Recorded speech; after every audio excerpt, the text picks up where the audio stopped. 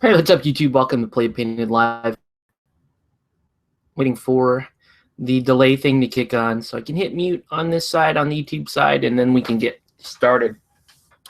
So give it like 90 seconds, maybe 30 seconds. There we go. All right. Looks like the ad is popping up on the live stream. Let's skip the ad. And I have comments set up. Okay. So tonight I have really nothing specific planned at all. We are just going to paint. And the only thing different about tonight is we're going to paint. We're going to do the very start of the process, or the start of the painting process. So there's not going to be a whole lot of talking, unless that is, somebody hops on and asks a whole bunch of questions. I don't foresee that happening. But tonight the task is just to get some airbrushing done and maybe get started on some of the face and eyes and that kind of thing. Okay, so what I have here is I have a full Alchemist Team for Guild Ball. As you can see, I've already assembled and based them and primed them. They've been based with the that Happy Seppuku base stamps.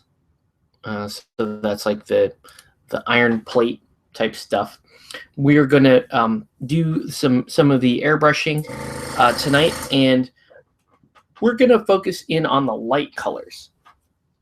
So the scheme I'm going for here is I'm going for kind of like a, well, to give you an idea here, I've always painted Flask, or the previous Flask I painted was kind of like a non-metallic brass with like some blue-green lighting effect on him, right? The actual team here is going to be the opposite of that. So they're going to be that lightish, like almost fuel blue. I'll call it. We'll call it propane blue. So it's going to be propane blue with the browns and possibly some greens. I don't know, maybe just the browns, because this is end up being like a blue-green type color. And when you airbrush this stuff, the way I do it is I airbrush past where I want to go. So I go just a shade or so lighter than what I actually want on the miniature. And I always airbrush the lightest common color from all the models here. So I have 3, 6, 8 models here. And I'm going to, the plan is I'm going to start with a really light sea blue. Then I'm going to go to this kind of blue-green color. And then finally, I'm going to finish with this pale gray blue. Okay? So that's the plan for tonight. And these weird plantain chips, because I don't know. Let us know what you're working on, and we'll take it from there. So I apologize in advance. You are going to hear the compressor kicking on from time to time. And I'm a little worried. I'm almost out of airbrush thinner now. It scares me. I always get scared when I'm just about to run out of airbrush thinner. So we'll put on our gloves, and we'll get going. All right.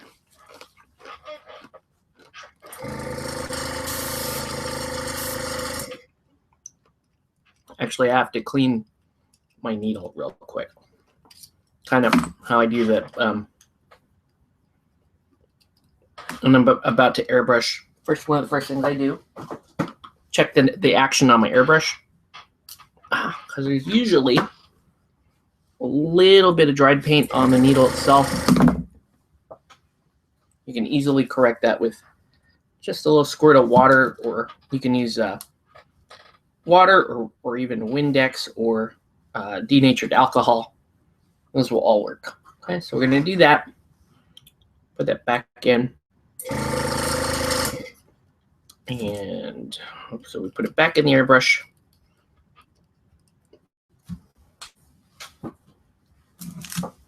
And put the airbrush back together. Now this airbrush, you can see, like, I really thrash my airbrush. And there's really no excuse for it other than I just paint so fast, and set up and tear down so fast that, I'm not really lately, because I've been using only cheap airbrushes. I haven't really been doing precision work on it. It's just been for priming, base coating, that kind of thing.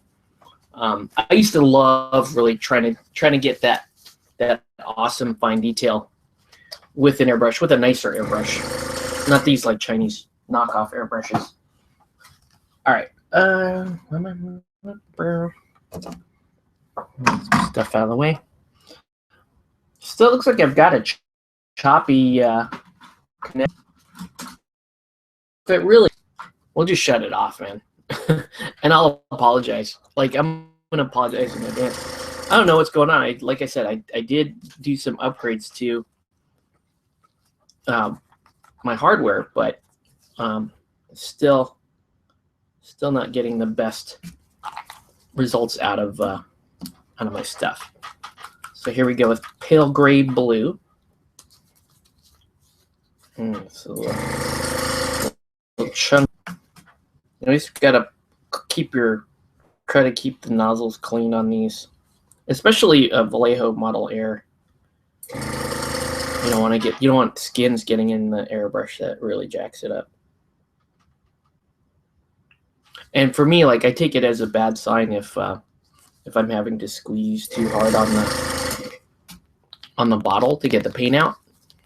I mean, Model Air is really thin. It should just go right through.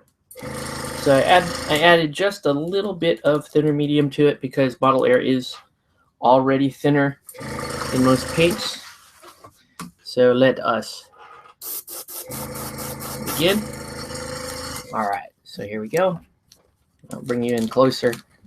I'll show you what we're doing here.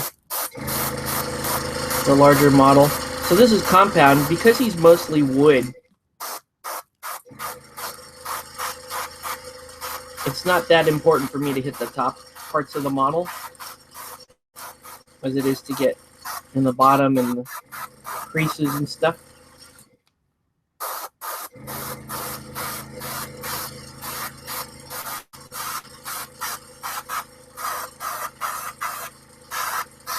So between the legs, basically the undercarriage of the model is what you want.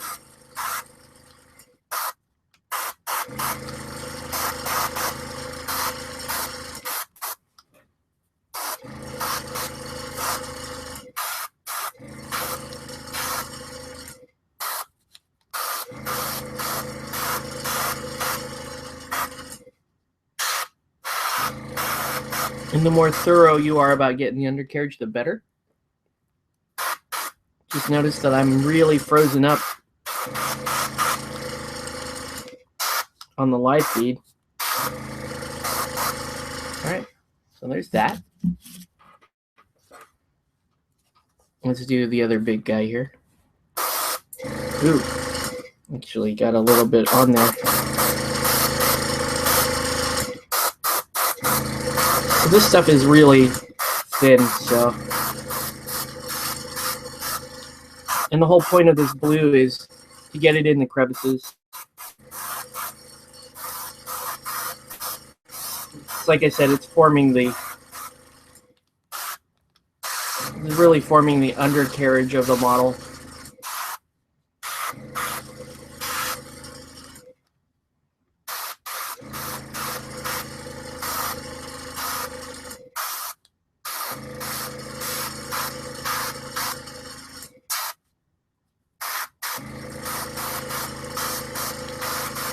Okay.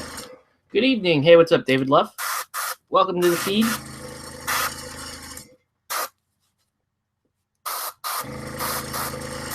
All right. 2 down. Keep going. Let's do smoke. Smoke is easy because you just get the whole model.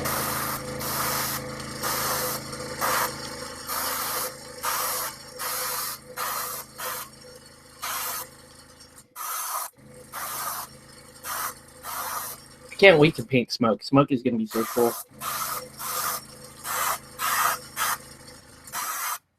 And the playstyle looks fun too, so pretty amped about her.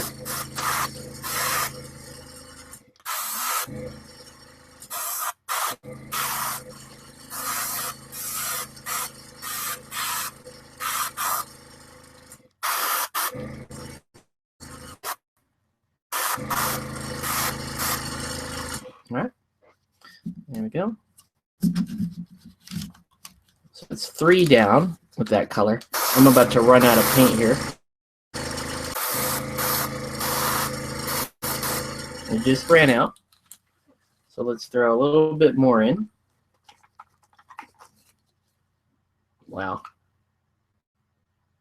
My lack of thinner medium is really starting to scare me.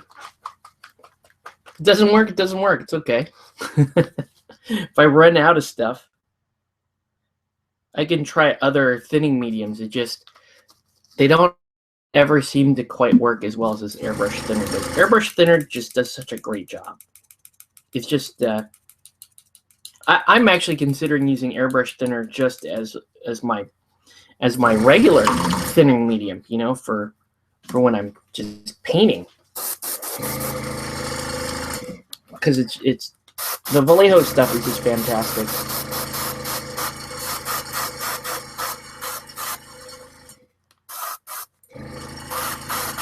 And I thin everything now in the airbrush.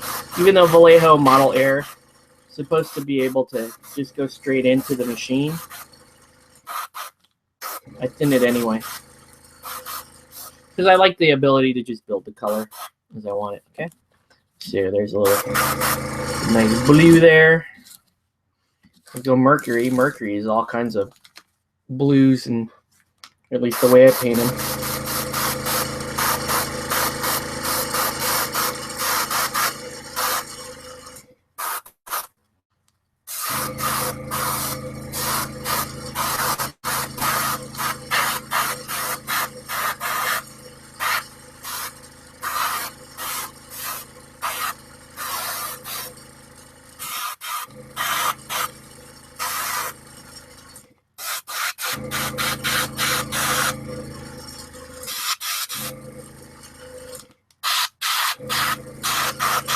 We just have weird angles sometimes. You gotta be kind of diligent about finding the weird angles on all these models.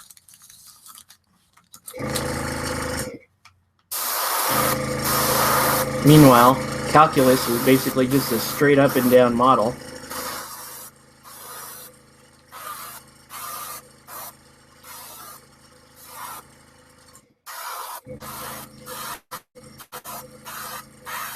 So other than, like I said, other than the undercarriage,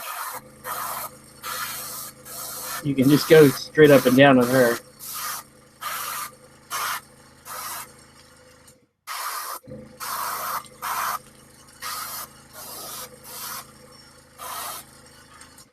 Okay, there we go. And the big man Midas.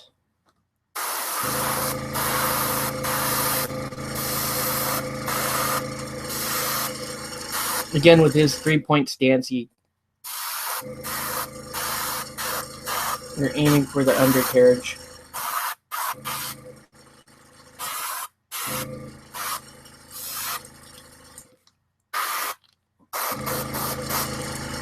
Okay. And last but not least, my favorite model of all the Alchemists is Vitriol. And I love her rules too. So, like, to me, she's kind of the staple player for the Alchemist. Because I love the model and good play style. I do understand that you can build really great teams without her, but I just like her. So she pretty much always has a spot on any Alchemist team I'm playing.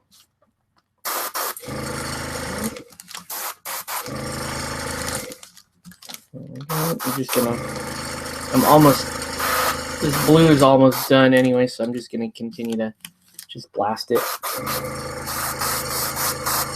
And these models, making sure I got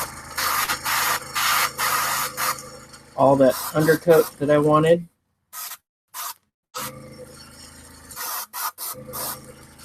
Here we go. Finally, Mr. Ratcatcher here.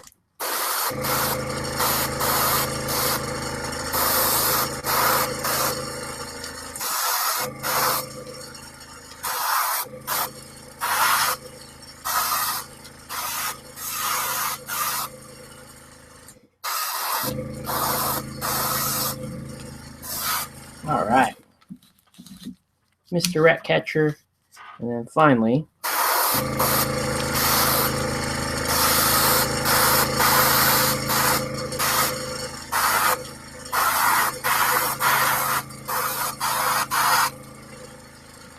okay, here we go. So now we're going to switch colors. We're going to step up quite a bit. We're actually go this direction. Or, I mean, you know, I could do that, but with an airbrush, you could actually, I could go straight to pale gray blue and build the color that way. And, you know, now that I'm looking at this, the blue on the miniatures. Hello again. Hey, what's up, Michael from Armada Games. Now that I see the this blue stage is, I think I am gonna just build up. So that means I can skip this color entirely. Generally, I wouldn't even advise that for, you know, if I was painting these with a brush, but because we are using the old airbrush tonight,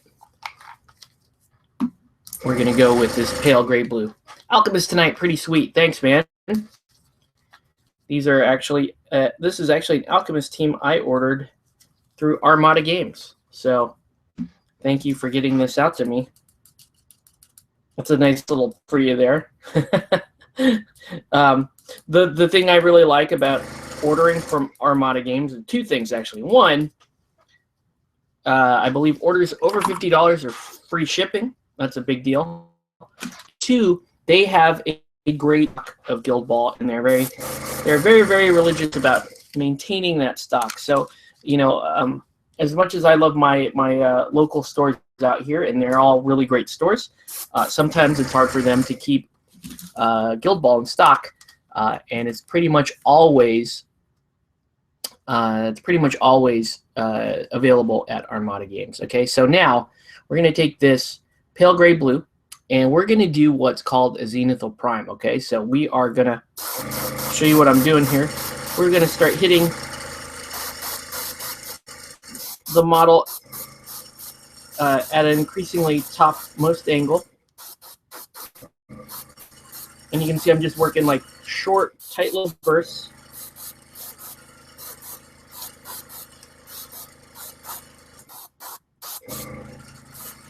Right? So there's that. And I'll show you what these look like in a minute. Yay, thank you. You're welcome. Really do enjoy the service I get from Armada Games, and they're great guys, as you can see. They're very involved in their gaming community and the community at large. So highly recommend when you think about ordering your Guild Ball. And if you're watching my show, you need to be ordering Guild Ball. There's really no excuse behind it. I suggest you go check out Armada Games. See, I sound like I'm just like I've got like a paid advertiser now. But frankly, guys, I'm not paid by Armada. I just do think that they're a great company, and can't say enough cool stuff about them. Anyway, you should be able to see this pretty apparently now how this is going to work with smoke. So it's a very simple means of just taking the airbrush,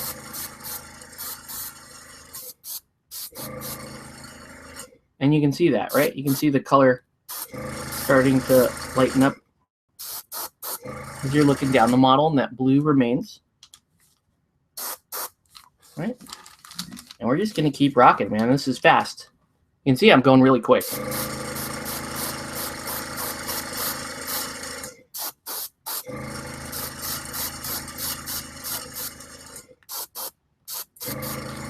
There we go. And because there's no like swords or weapons or that kind of thing, we're not going to do what that lighting effect, that NMM lighting effect I typically do. This is just going to be pretty much a straight paint job. Never painted a Venom before, because the Alchemist team I owned and I ended up selling to Troy Perez was a Season 1 team. Only had Season 1 models. I had a lot of fun with Alchemist, and I do think ultimately they may be one of my top 3 teams that I end up playing.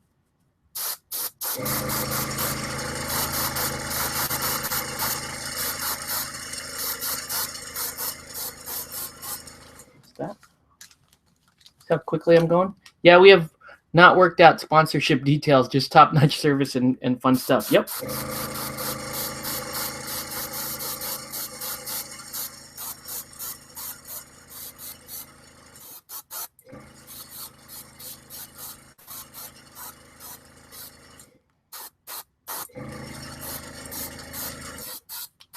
All right. And the final model we're going to do here is Mercury. Somebody better remind me to order some airbrush thinner. I am just about out.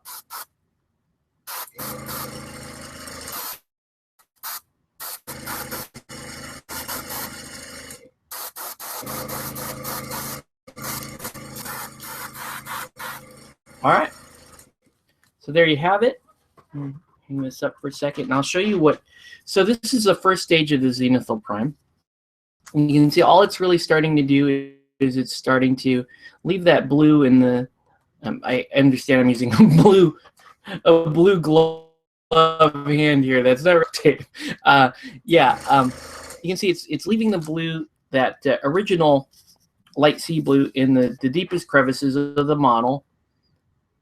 And on the higher surfaces, it's starting to fade. It's starting to highlight, up towards a white.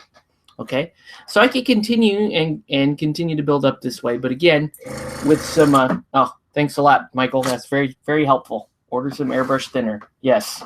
What I'm going to do then is now I am just going to do a really quick flash with white. Now, you might be wondering, why would I use Vallejo model color white when I have Vallejo game color? I have a Vallejo model air, and I think I have game air white. I have a bunch of airbrush white. Airbrush white kind of pisses me off. It's just, I can't get it to the right consistency. It's often too thin. And if you were to go straight, if I were to go straight out of this bottle, white can spit. White's like one of the more, it doesn't matter, man. You can't win with white. It's just tough. It'll spit through an airbrush. It's tough when you're brush painting it. But I love painting white. So here's how I do it with an airbrush. I'm going to go with model color, because model color is a higher pigment load, and it's a higher resin load. So it's a higher solids white overall, and it should mix well with my airbrush thinner. In other words, it's less prone to disassociating. That's what I'm saying. If that makes any sense to anybody out there, let me. So I'm starting thicker to go thinner. Makes no sense whatsoever, right? This is chemistry negative 101. All right, so with Vallejo model color, about 3-to-1 or more. You can even go up to, like, I've gone up to like 10-to-1, depending on what I want to do with some of the colors and how thick those colors are. White is, and white, and white has a lot of pigments in it. So, all right. So now what we're going to do, now that my white's in, we're just going to do like quick flashes, right? Little points of light on the like topmost points of the model. I'll show you an example here. And I'm almost shooting like straight down. And the minute I see white, I'm trying to get a little bit of that flash on there. See?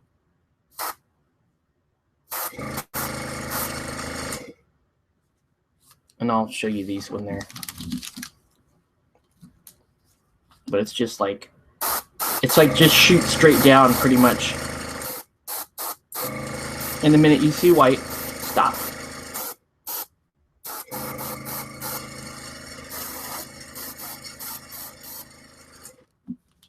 Okay.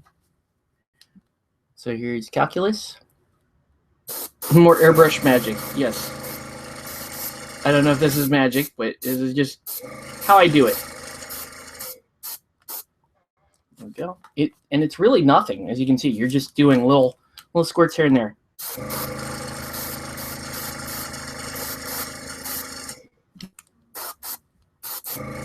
Guys like Angel Heraldez can do this with they just do this with a brush. Of course, he uses both. He'll use an airbrush to do this, but he also has trained himself to do this with just a straight brush. That takes quite a bit of talent. That little, see that powdery streak there? Just bam.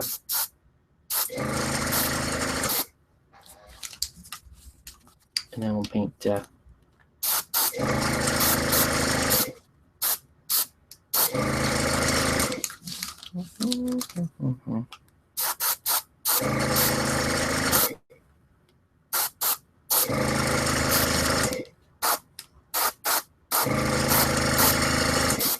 Okay, and then finally smoke here.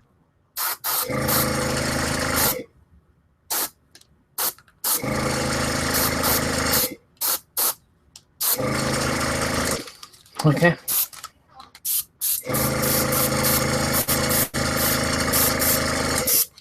And these little squirts straight down onto the model. All right, cool. So we'll put those aside for a sec. I'm gonna let those dry, and I'm gonna do just a little bit of a start here on this guy because we got some time to work. So he is gonna be like a kind of a brass, non-metallic color. Okay, and I'll show you how I do that real quick with the airbrush and how this works. It's not the most exact science. It's just knowing. It's really just building some experience around what colors you're comfortable with and how to make those colors work in palettes that work for you.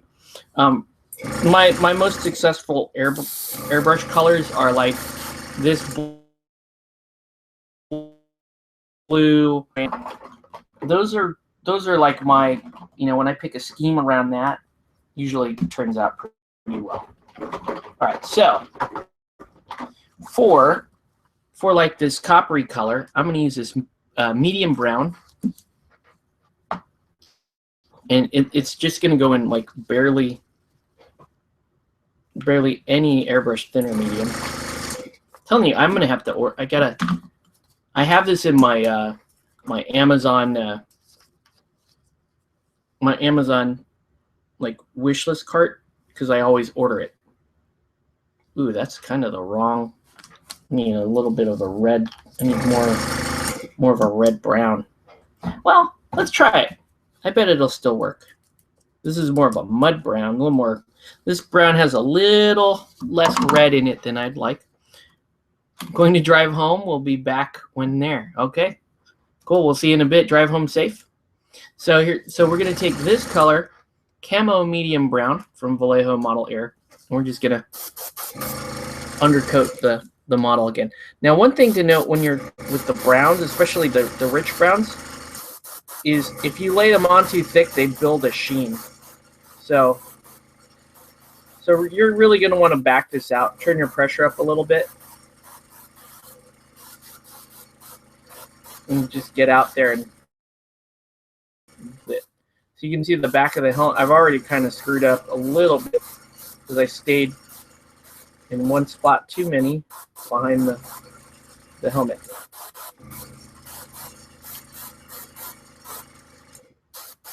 It was like a little Johnny 5 here.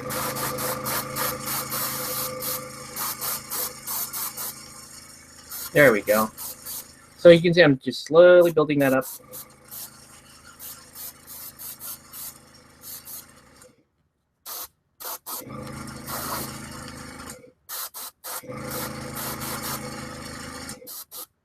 I have like nothing really brown to spray right now. Like I could come in and spray the wooden parts of compound here a little bit, but I'd probably screw up all that blue cloth work I just did. All right. Give that a minute to dry. Clear that out. So there's the starting brown there. Fill brush. Bought my first airbrush last week. Haven't tried it out yet. I need to get some cleaning and thinning solution first. Yes. So for cleaning, what I usually use is when I'm like right now, just switching between colors, I'm only using water. I use water, and what I do is I put a little bit in the swirl it around with the brush, try to get, you know, any chunks away from the gate. Then instead of shooting it out of the brush, this is for a quick color change, I'll dump it out and then wipe the cup clean and then just shoot a little clear water through it. Right? So there, that's good to go. That's clear now. I can now run another color through it. It's a pretty quick color change. So I could go with yellow ochre. I think that's a little too yellow. Instead, I'm going to jump up to Iraqi sand, and I'm going to thin my Iraqi sand. If this is your first airbrush, I swear by this stuff, the Vallejo thinner, because as you can see, I'm using, you know, I use Vallejo Model Color, I use Vallejo Game Color, and I don't know, I'm just used to using the Vallejo airbrush thinner. It's fantastic stuff. It really has let me down, and I'll be honest with you guys, I'm not the most precise with regards to how I'm thinning these. It's usually a 1-to-1, between a 1-to-1 and a 3-to-1. But the airbrush thinner, it helps correct these mistakes for me. So you might be wondering, once again, I used a Model Color paint as opposed to the Model Air, because I have the Model Air, and it works. They work fine, but I just like this. I like the consistency I get this way more. So now I'm gonna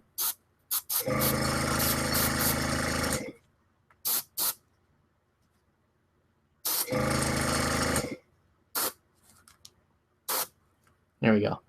Okay, so quick and dirty zenithal prime.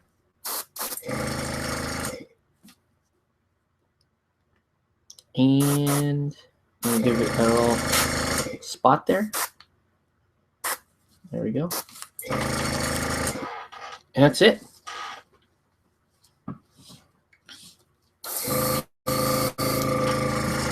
And that concludes the airbrushing portion of doing this team.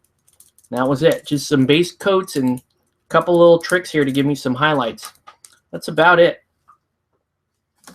Apologies to the folks that tuned out because of I can only assume because my stream is choppy. I'm very sorry about that, folks. All right, let me run a little water through there.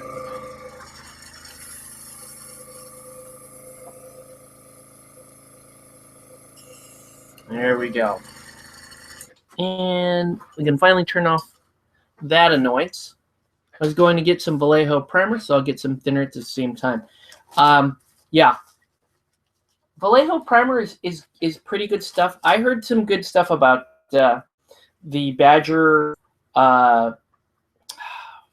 Steinolrez or something, I think it's called.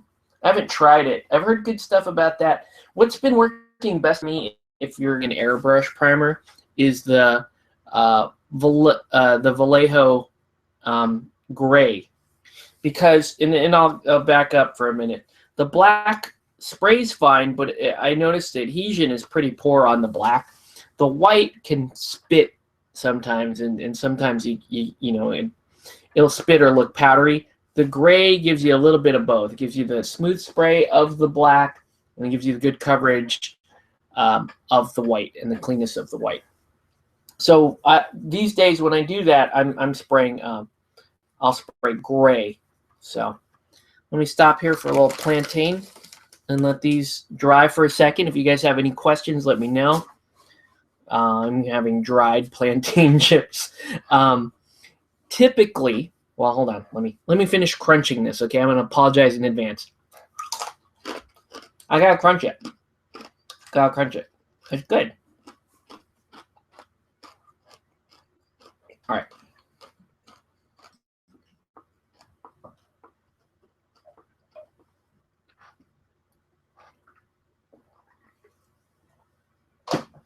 Okay.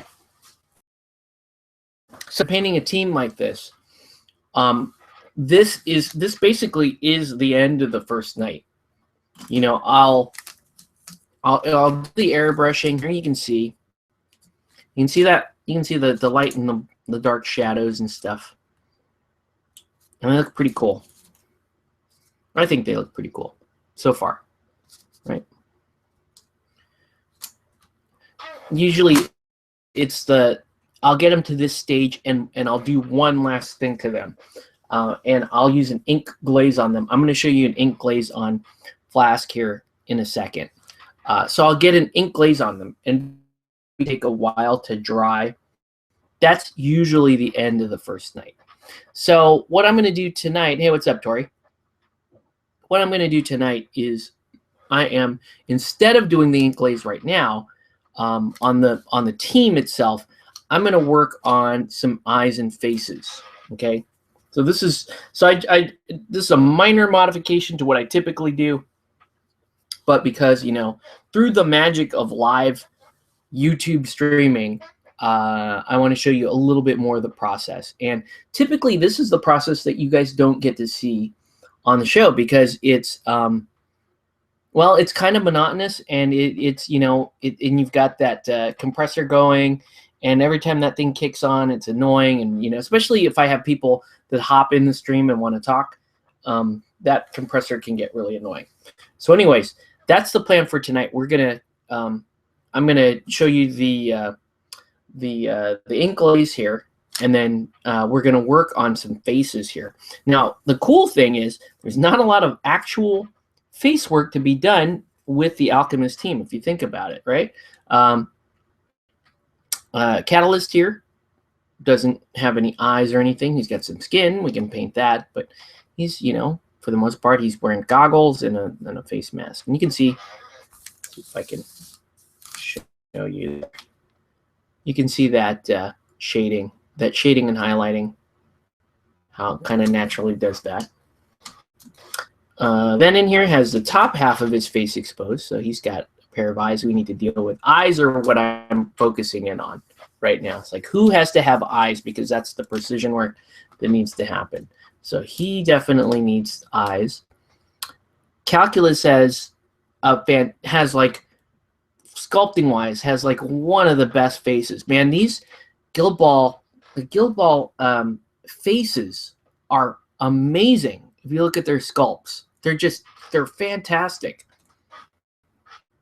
So she's in it. Mr. Mercury here is in it. Now the challenge with Mercury is because I've already attached the flame hand here. It's gonna be very hard to get at his right eye. So it's gonna be tough. We gotta do that. Midas obviously just need eye. Vitriol's got goggles on, so we don't really have to paint her eyes in, but we do have to paint her skin. And then we have Smoke, who has a face underneath a hood, and it's typically very hard to do those faces. Like I have a hard time with those. It's bad. And then finally you got Compound. He doesn't have a face, but he does have a lot of he does have a lot of flesh. And you can see that light point right there, the top corner of the cloak. You got one there, you got one here.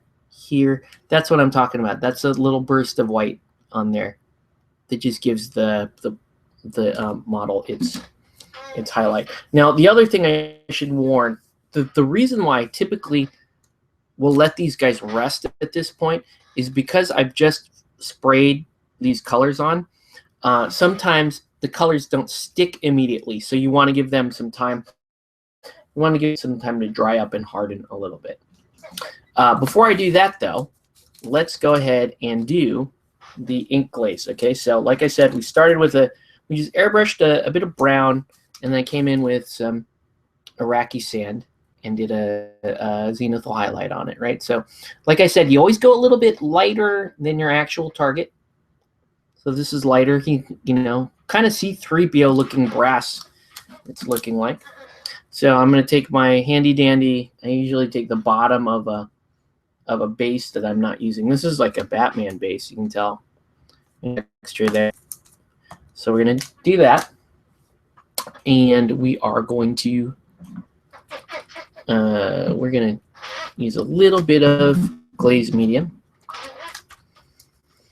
I'm not making a whole lot, so 1, 2, 3, 4. We're going to do like 4 drops of glaze medium in there. I'll do 1 drop of thinner medium just because. Why am I doing this? I don't know. I don't know. This is just how I do it. When you paint a lot of stuff, a lot of your techniques come from just making shit up as you go along. And if it works, then you keep it, and it's a technique. If it doesn't, it's not a big. So now you need brown. You need brown ink, and you need black ink. Here's the part where I go, where the hell is my black ink? There we go. Okay, so the ratio is typically 3 to 1 brown ink to black ink. I'm gonna go. I'll do 3 to 1 here. So 3 drops of brown ink. 1, 2. Come on. That's like a kind of a bigger drop. 2, 3. Okay, just like that. And 1 drop of black ink. So we're gonna kind of make like an umber ink glaze. So 1 black ink,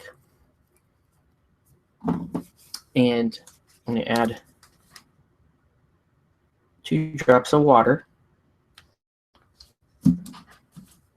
I don't know why I'm telling you like these exact ratios. I never do it like exact. It's just you do it until you get the consistency that you want, the consistency and the color that you want.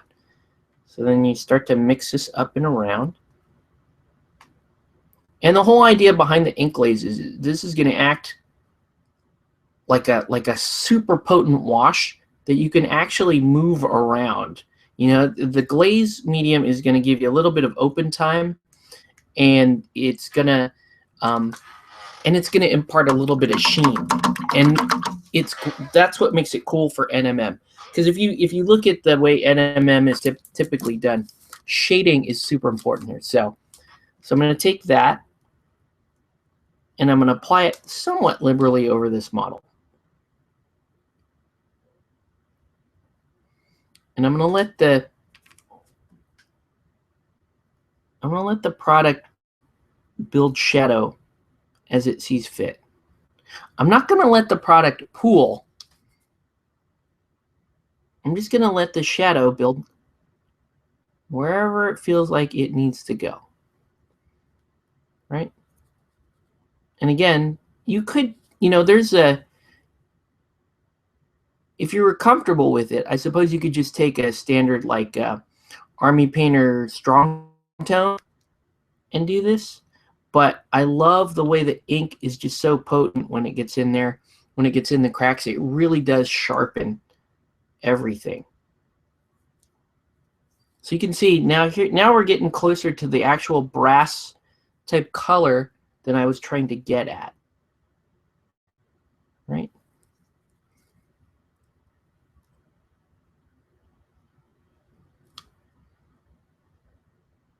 And I'm just going to do the whole model. Now, if you want to go even more pronounced than this, the other thing you can do is you can add a little bit more black to your glaze mix, and then once this dries, hit it again. Just be careful about not leaving too much black behind. You want want the black to settle in with the shadows. You really want to give the model that sharp contrast between light and dark.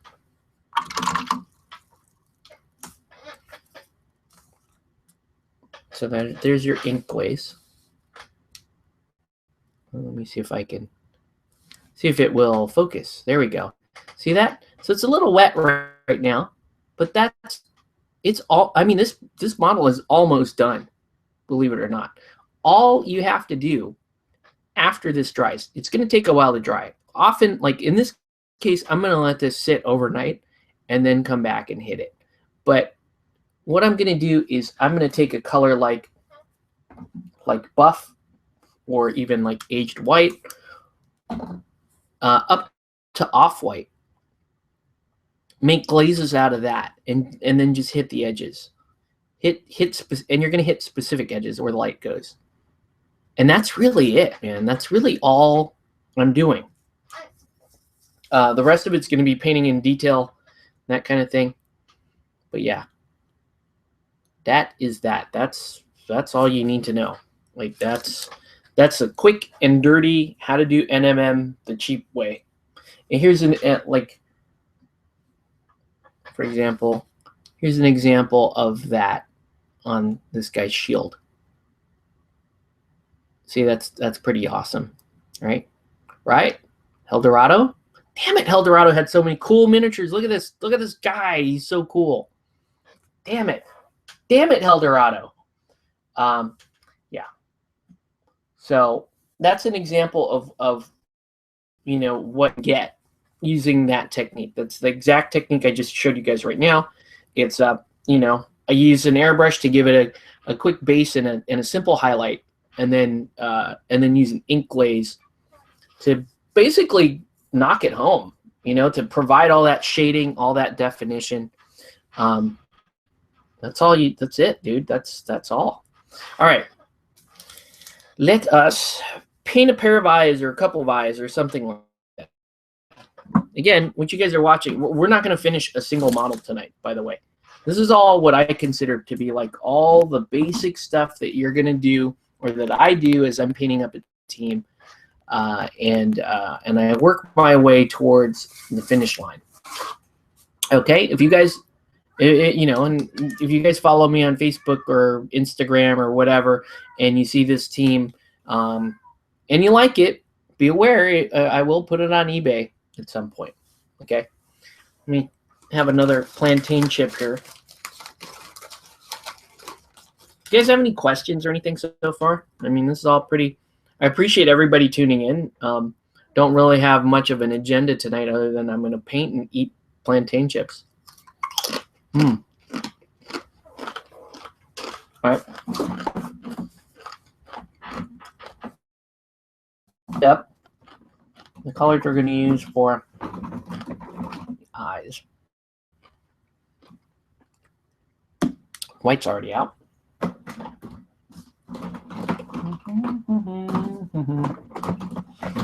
I wish we could talk Game of Thrones, but I've got some viewers that don't want Game of Thrones spoiled, so we're not going to talk about it. One more plantain chip. Tori, you can hear my kitty out there, right? And you can hear the cat. He's sad. He wants to come in. He wants to be part of the show. And I would let him be part of the show, but he gets bored.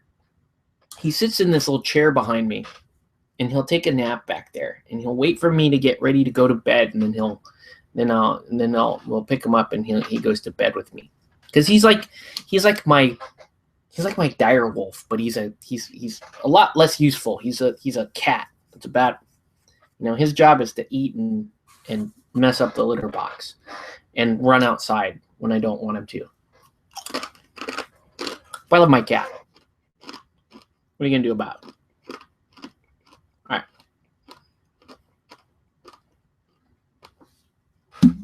By the way, for you locals, you should be aware I will be at Anime Expo Friday, July 1st. That's a week from this Friday.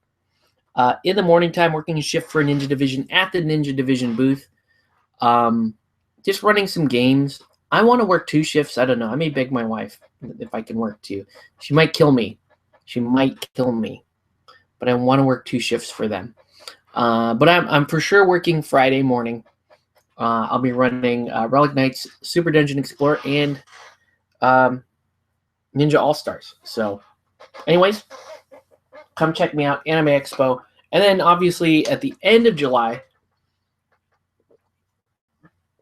third week of July, we have the San Diego Comic-Con, which was, was a big question mark for this year. Wasn't sure if I was up for doing it again. But, what can I say? I do like Comic-Con.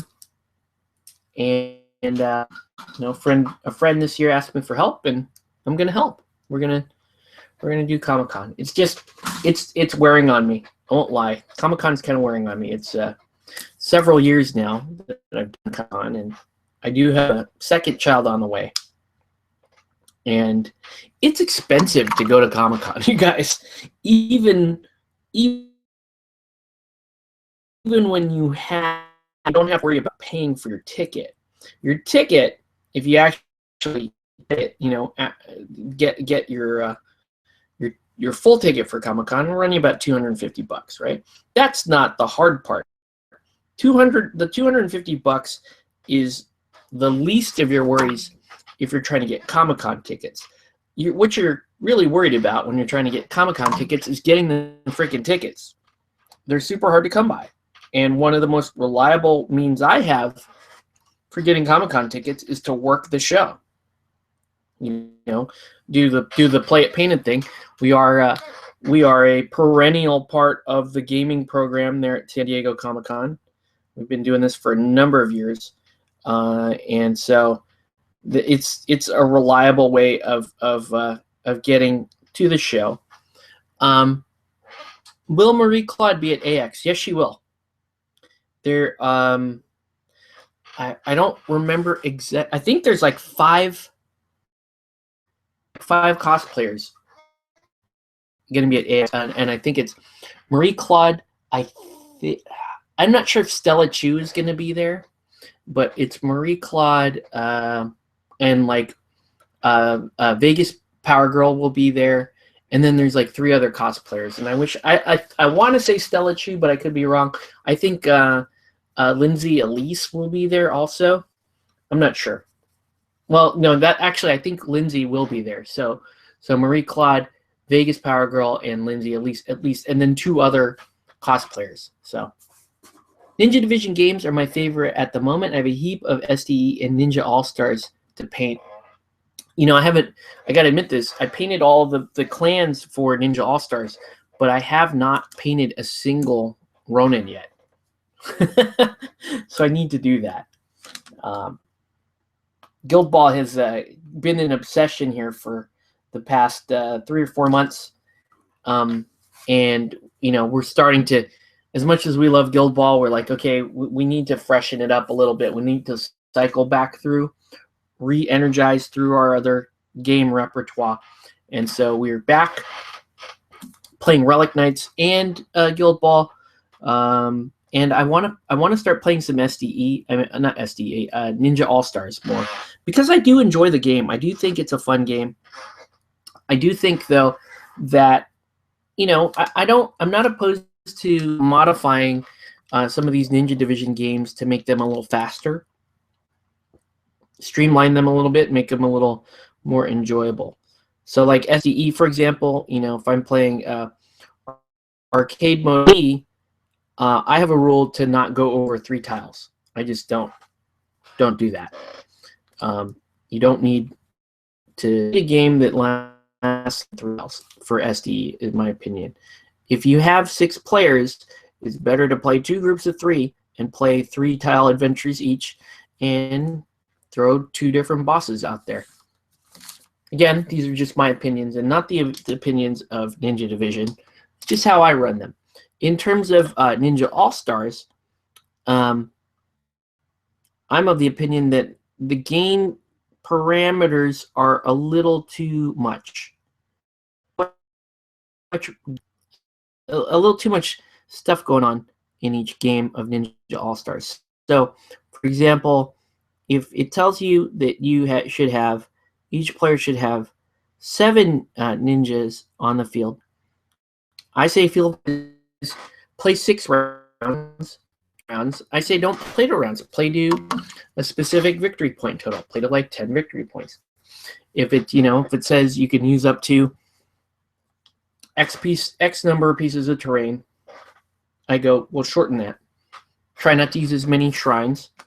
And trust me, I don't think you really lose anything playing that. In fact, I think you gain a lot more playing these games with truncated like that, because you're going to want to play multiple times. You're going to want to have multiple experiences. I've never, it's been a long time since I've been the kind of game, one game for an entire 3 to 4 hour session or 3 to 4 hour evening. I don't like that. I would rather play, if it's a 4 hour session, play 4 different games. And playing Relic Knights that way, playing Ninja All-Stars that way, you can do that. You can play 4 different games in a night. I want to play arcade, but some of my minis are broken. Need some time to repair them. The Iron Leak made me replace them. Found most of them broken. Same with Eldorado. Yeah, that's not too bad though. Eldorado, depending on where they break, can be a problem, but arcade stuff isn't horrible to try to fix. Okay, so right now we're just going to paint in black around the orbits of the eyes. Okay. And you don't need to be terribly precise at this point. I'm going to put these. So 3 of these guys are rocking goggles, so they don't really, it's not that big a deal.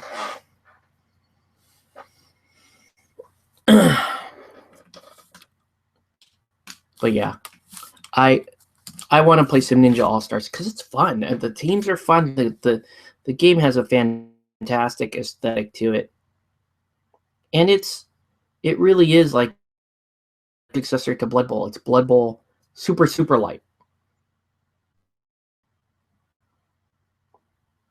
And I have all 6 clans, so we're going to be playing that at Comic-Con quite a bit, I think.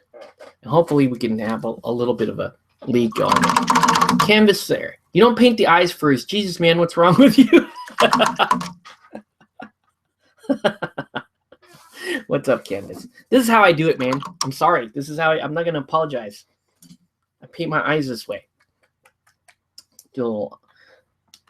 I paint my eyes this way because it's easy. I find it easier to shape the eyes after they're in rather than, paint a perfect face and then try to like slop some eyes over that perfect skin color that you just nailed. I don't know. But yeah. You playing or Canvas, are you still playing Guild Ball? I know you're picking up Mark III Warlords, but I was wondering if you are still in the Guild Ball circles, I guess. Fucking triggered. Safe. It's time for you to go to your safe space.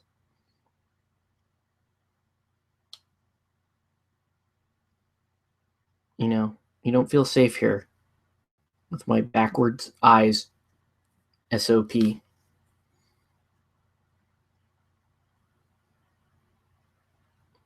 All right, so now you just drop in a little white there into those black areas, and they're pretty cool. I mean, a lot of painters they'll just leave them that way because it does look cool to paint them that way. So you totally do that. I don't. I always have to be annoying. Like I don't feel like the model can see properly unless I give it some pupils. Sometimes to a fault. Like some models clearly don't need the pupils, and I do it anyway. Guild Ball models look fine. Just paint the whites in and be happy. But you know me. I don't feel like these miniatures can properly stare at me. Haven't played Guild Ball for a few weeks. Been getting my Rulik Dwarf Mark III army together. That's cool, man.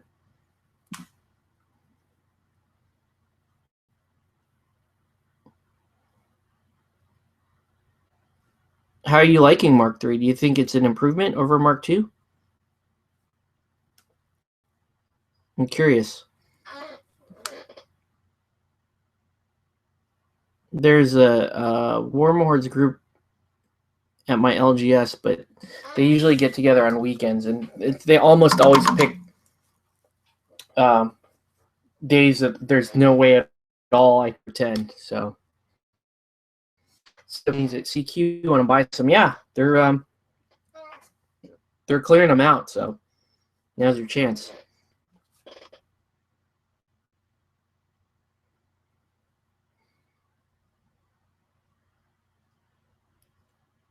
I saw one guy actually have he had a method of doing eyes where you paint, instead of painting the black dot in the center of the pupil, what he does is he paints one white dot in front and one white dot behind,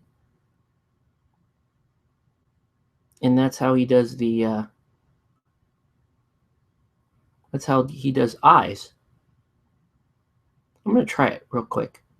I don't think I have that kind of precision though. I think if I could do that, then I would never have a problem painting eyes. Like there's one. Let's see. I don't think that's right.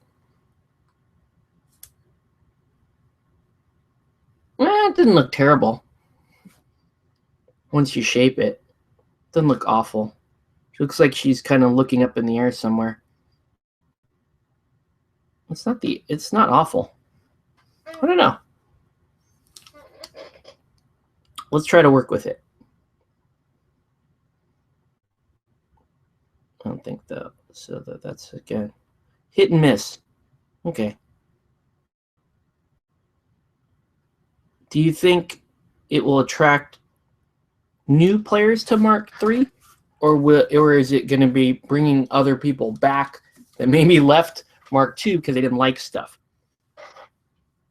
David Luff says, finishing up my 28mm World War II Germans for updated bolt action 2 rules. God, I'm so scared of bolt action because I love some of the miniatures, and World War II is something I would be very interested in playing.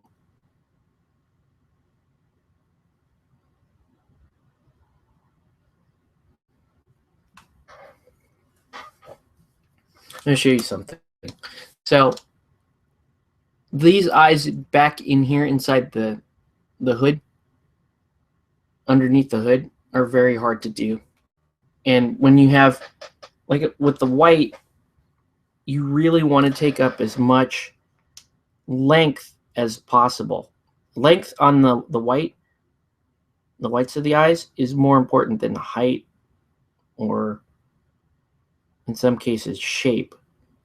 You need that white to have a good enough length so that you can drop your pupil in the center of it.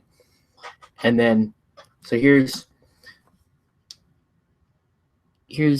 where that's how long the white should be, as opposed to what I showed you guys before.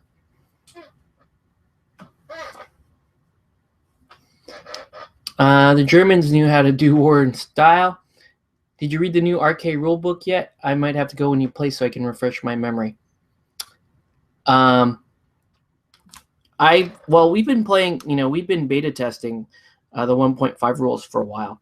So the only difference for me now is we get to talk about it publicly. So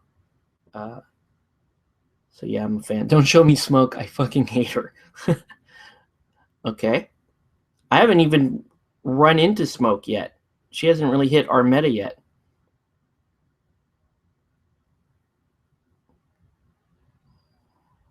I've heard people claim that she could be the best captain in all of Guild Ball, which is crazy because a lot of people think Midas or Obulus are. Man, and Smoke comes along, she's better than those guys. That's crazy. I do want to play her though. I think the playstyle looks really fun.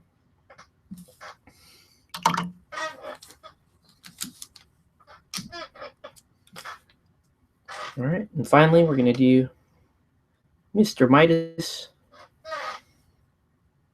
Again with the white, make sure to get enough length on the white.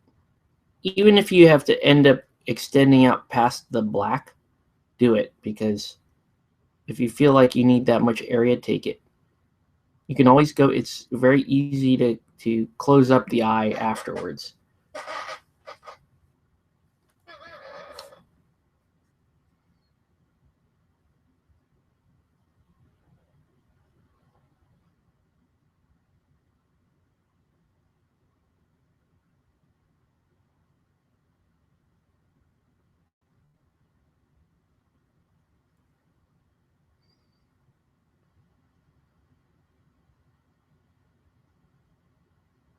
And you also need the eyes to be roughly the same shape.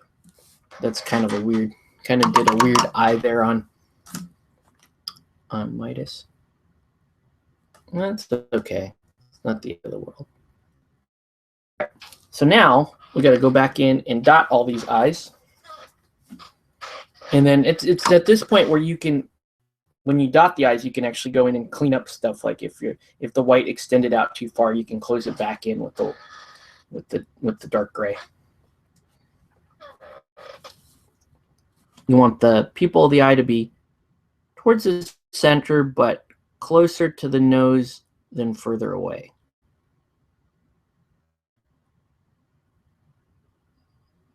You don't want the eyes, you don't want the pupils too far apart, because then the model will look cross-eyed.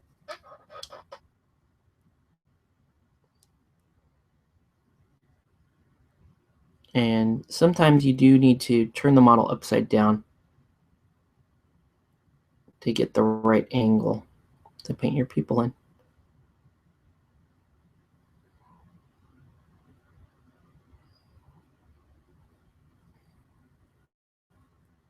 Okay. So here's see, my camera doesn't really show. Looks like you can only see one eye at a time. Can't really get them to show both. Whatever. You know I'm getting it. They look like on camera, they look like they're like I did too much dark in the eyes, and then they start to look like heroin addicts, but whatever.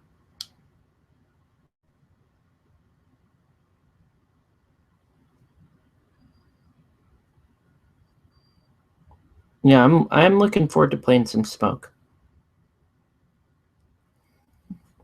Not for the power. I just think her playstyle just seems really cool. The whole moving AoEs around, being able to jump to AoEs.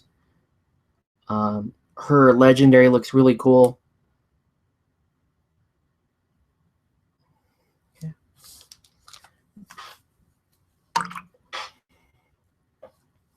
Logan, hey, welcome back. We're painting up some eyeballs. All right. So eyeballs like hers in calculus can be difficult because half of it is covered under the. Yeah, that technique I just used to try to double around the eye, that was not working. So let's do this the way I do it, as opposed to the way some guy on the internet says he did it.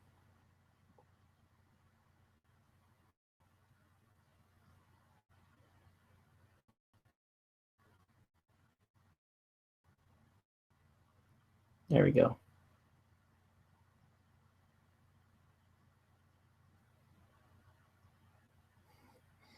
Like, there's no point in trying to dot. It's half covered by the hair. I'm gonna bother.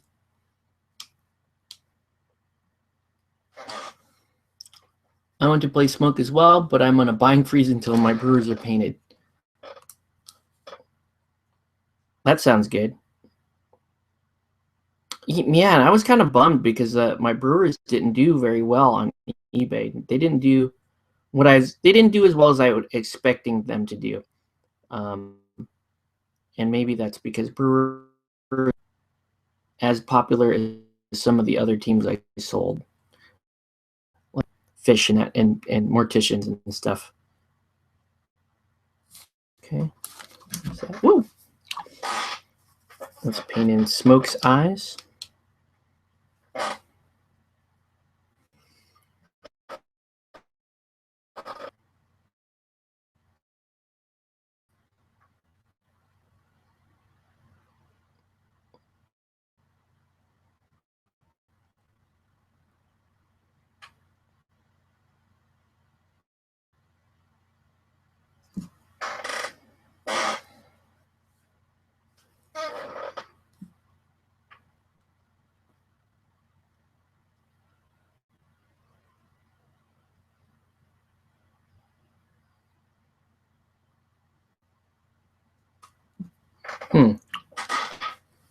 Not quite. I have a hard time getting that other eye down there. It's going to be tough.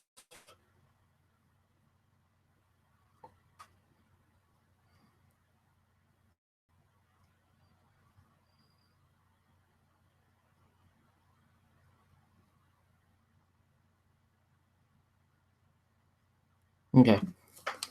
See if this works. Let's see if that actually shows up okay on camera. Yeah. What do you think? Yeah, I think I got it. Now we just have to shape the eyes.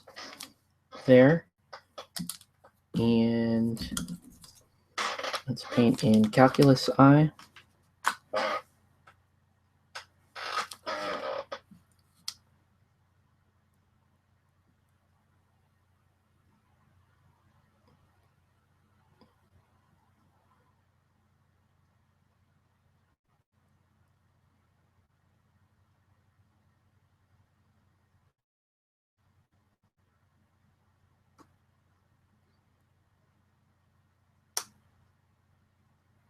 A little scratchy. Hopefully that worked.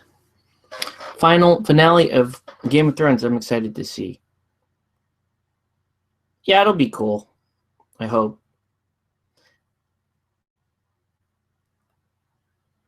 I don't want to spoil Game of Thrones for people who are not caught up with this show.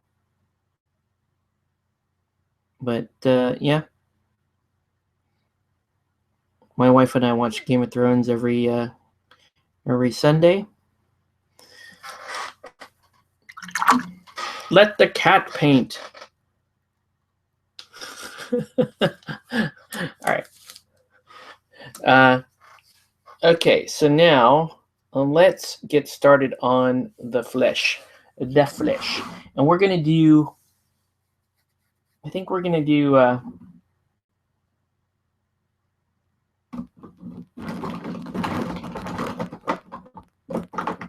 like basic skin tone, but we're gonna do the basic skin tone, heavy skin tone thing that I typically do, and I think that's doing the skin pretty much gonna finish us up for the evening. This is gonna take up the majority of the rest of the show here,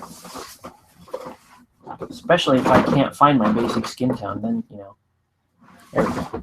All right, so here's the colors I typically use for like medium Caucasian tone. I can go paler, but I usually go heavy skin tone, and then I'll blend towards basic skin tone. Okay, so, and one thing I do that I've been doing now is you saw that I use water thin most things, but I've been noticing with my skin tones, they really haven't dry smooth as I like. So I tried experimenting with glazes, and the sheen was too high. It started to muddy up the details. So now what I'm using is thinner medium to actually take care of this. Okay, so I'm going to go thinner medium here, and I'm just going to use a thinner medium as the instead of water essentially. Now the other thing I'll point out is when people use wet palettes, they don't really suffer this problem as much, because when they do a wet palette, they're not thinning the top of it much, if at all. Oops, I shouldn't have even added water to that. I think I just screwed it up. Don't add water to that. Actually, it should be all right. Looks like it's flowing okay. So they typically don't have this issue. I have this issue thinning with water because the pigments want to separate when you thin with water. And I go super, super thin, as you can see. Game of Thrones is Monday morning for me. Okay. SDCC, too many people. All right, so now I'm going to take this basic skin tone and I'm going to use it to just sort of shape the area around the eyes and this is going to serve as the undercoat to the skin of the model. And the idea is you can see she has like the heavy raccoon eyes right now. The idea is to keep bringing in tighter and tighter until the eye is the right shape and it's properly covered.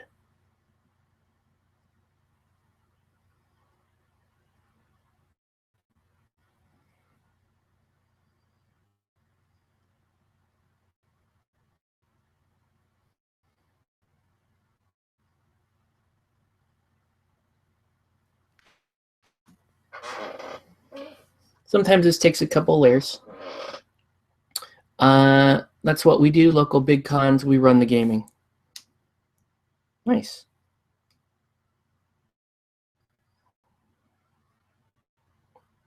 I really enjoy teaching people games, running demos, meeting new people, getting excited about the games and stuff.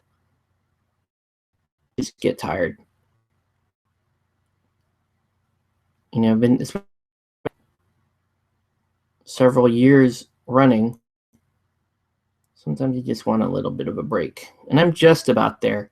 So it's actually kind of a good thing because, you know, my second child will be here in the fall. And that means I'm going to have to take a pretty big step back from gaming.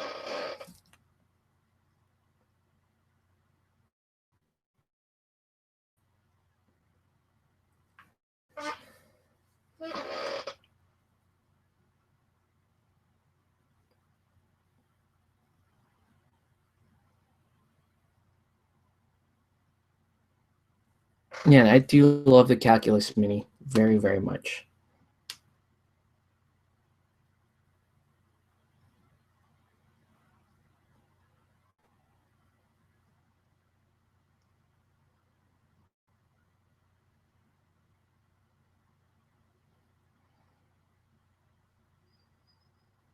Whoa, screwed up. Screwed up. Oh, man. Sometimes you get a little overzealous, and then the paint will flow wherever the hell it wants to flow. And you lose your detail. But it's okay. Congrats on the new miniature in the fall. Thank you. Yeah, we're excited, but we're a little scared. You know, kid number 2, can we chase him around when it's hard enough to follow the one kid around? We'll have to see. We're excited though. And I think little guy will be happy to be a big brother. Have his little bro that he can run around with, play some games with. Oh yeah, see, I'm gonna show you guys this because this is why I don't do what I'm doing right now typically. Okay, so like I was saying earlier, when I airbrush, generally I will let the models rest for a night and I won't touch them again because, like if you can see here, I just rubbed some of that primer off and top coat off there. So I'm gonna have to recoat that, coat back over. I'm just glad it, really wasn't I did get a little bit on the sleeve here, some of the metal rubbed off, some of the paint rubbed off there on the sleeve. So I'm going to have to go back and repair that when I'm highlighting the model. So here's, let's see if I can get it to.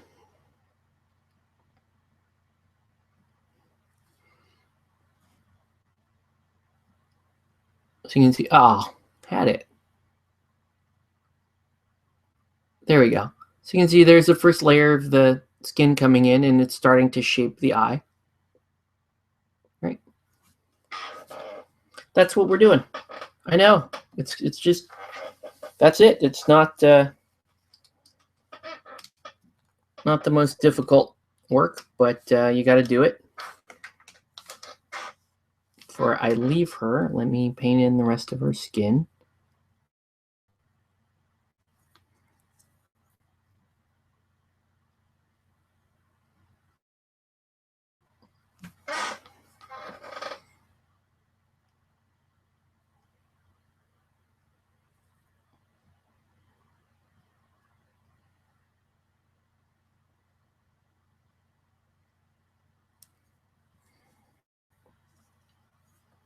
Like that. Is that a glove or like a bracer? I think it's a bracer. I think she has exposed hands.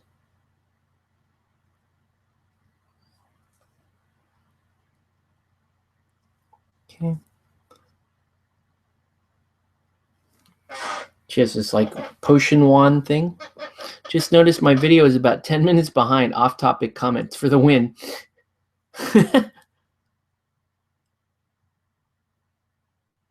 Yeah. Sometimes the delay gets crazy on these live feeds. Okay. So there's undercoat done there. Let that dry. This is going to be, for sure, I'm going to rub some of the color off here, trying to maneuver around this tight little face that's buried under the hood.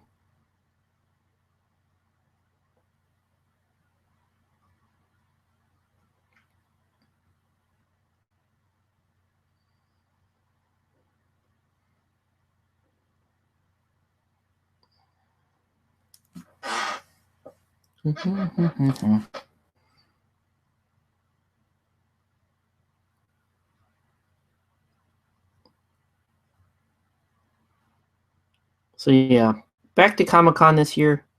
I don't know. I shouldn't be too down on it. I'm sure I'll end up having fun anyway.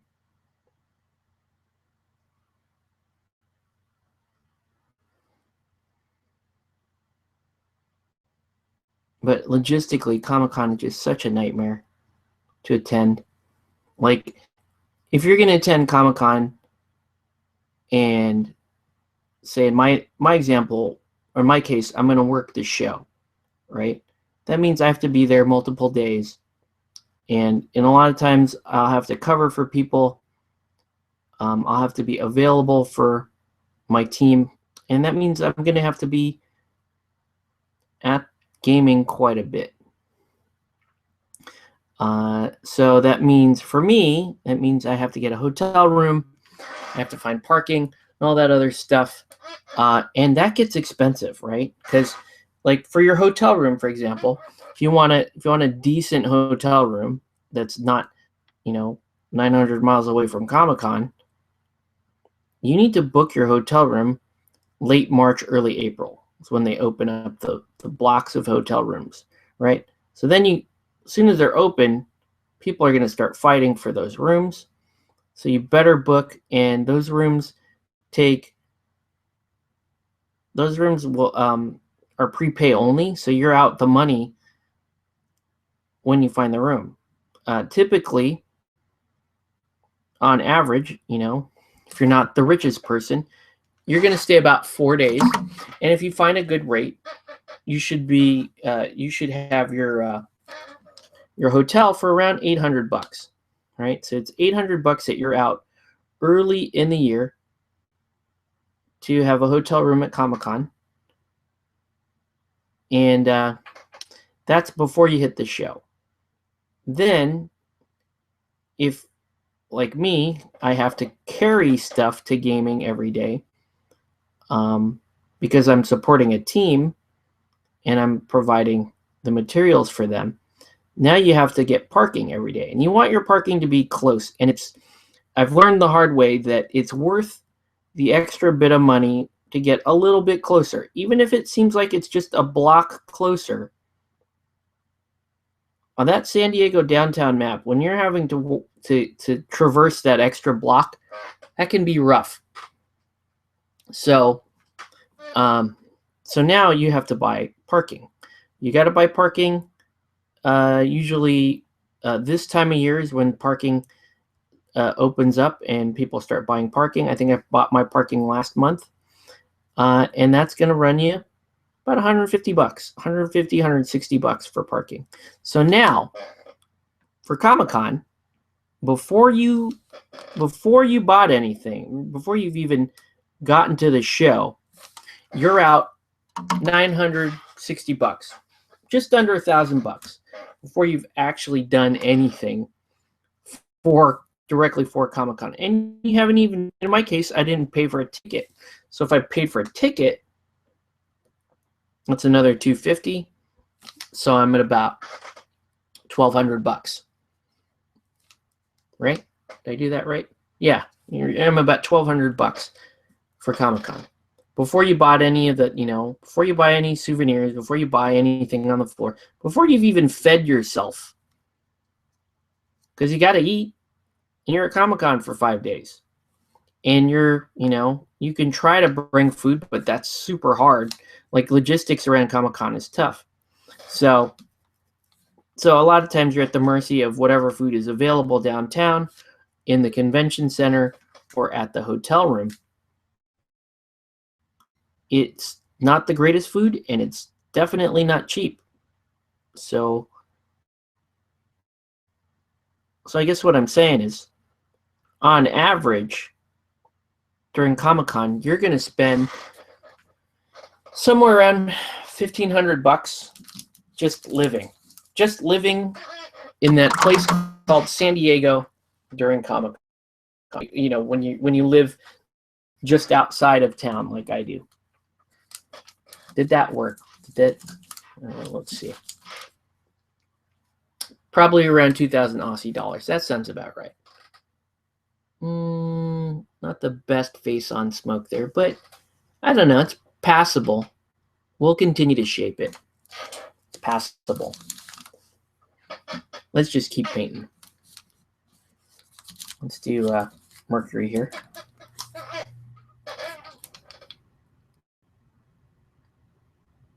So I'm bitching about Comic-Con right now, but Tori's right.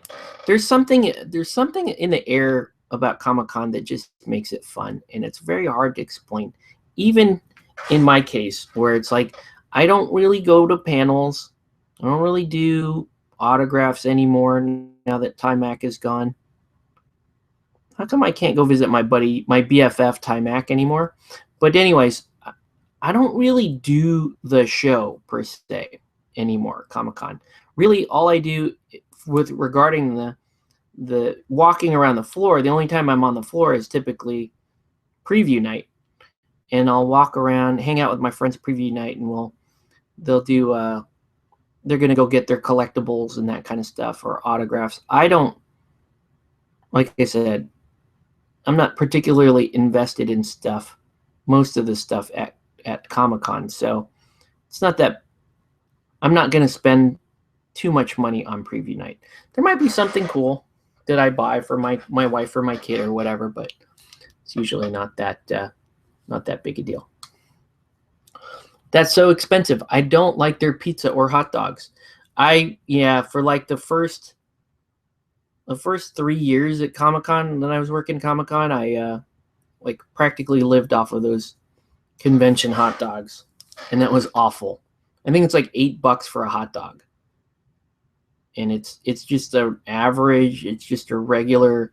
It's not going to kill you, but it's not going to make you feel great. It's going to fill your stomach, and you're not going to want to faint. And that's really all. That's the best you can ask for regarding the Comic-Con hot dogs.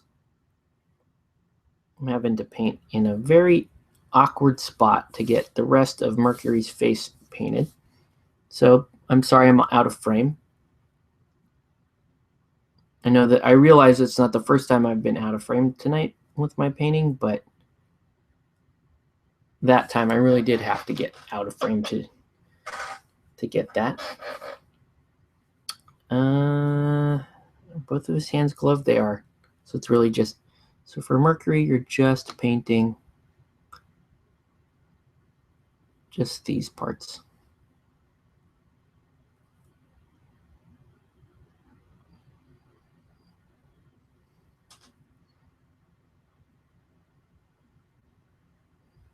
Okay. Lucky I have friends in San Diego. Lucky I have friends in San Diego.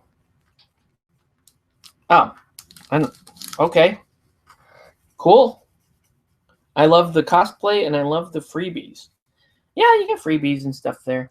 The cosplay is pretty rad, but ultimately, if it's the cosplay, you can get just by hanging out front. You don't need to have a badge. A lot of the cosplayers will, they like to roam in, out, and around the con, so you can get good photos without necessarily having to be in the convention center itself.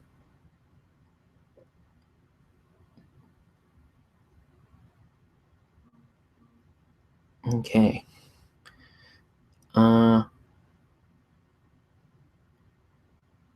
That's okay. It's an interesting experience because it's like you live in this totally different planet for a week where everybody wears a costume and it's all about what show or what movie or what comic universe you're interested in that kind of defines who you are that week and what you do that week.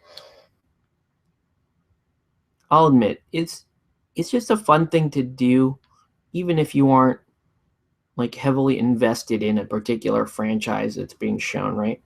Like, I'll tell you guys, probably make you guys mad right now, but like I'm not the biggest quote unquote in the nerddom stuff. Like I'm not a Doctor Who fan. I didn't think Firefly was that great. That was okay, but like I don't hem and haw over it like the most of the nerd culture does. I don't buy any comic books other than the ones that I owned for a very, very long time, and I'll pass those on to my kids. So I wouldn't say like I don't, and I don't like, I don't go out of my way to follow things like Nerdist or even Geek and Sundry, that kind of stuff. I don't really do that stuff. I don't know. That's all of that. Everything that I'm saying is like the stuff that people typically associate with quote unquote nerd culture. And while I like some of that stuff, like I don't own a Star Wars salt and pepper shaker. I have shirts and stuff, but I guess what I'm saying is, if you're going to be real about it, I'm more of a, I guess you could say I'm a little bit more of a tourist. My source of nerddom is really this stuff right here, is really miniature gaming. And while I like Game of Thrones and that kind of stuff, and sometimes I get a little obsessive over shows that I like or whatever, I don't know. I just don't feel like I quite commit to it the way other people do. So maybe I'm not quite as big a fanatic for things. Thinking about going to AX for cosplay, just hanging outside to snap cosplay. Yeah, and there's another one.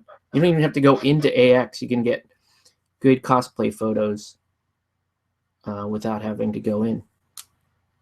Of course, Comic-Con gives me high anxiety, but I forget that because I feel connected with the culture feeling. See, I think that's where we're different, Tori. I don't necessarily feel connected to that culture. It's because, I don't know, it's I like a lot of the older stuff associated with nerd culture because I'm an older guy, but we never really called it nerd culture in the 80s, in the 70s, 80s, and the early 90s, before people started proclaiming themselves nerds. Like, we were just guys that did shit like this, and people mocked us and said we were losers, and said we were pathetic and that kind of stuff. And in a lot of ways, a lot of those gamer guys, some of them are not, some of them are, how do you say this politely? Yeah, I'm just going to leave it right there. You know what I mean? Like, it was kind of outcast, and we're used to, a lot of those old guys are used to still kind of being outcast. And when you have, this whole marketable fandom, this marketable nerddom, like, it's a, you come in and say, hey, I'm a nerd and this is Geek and Nerdy and we're gonna do nerd shows and geek nerd things. Did you like that? I don't know, it just kind of, it almost just kind of doesn't sit right with me. Like, I don't really identify with those guys. I don't identify with those people. I don't.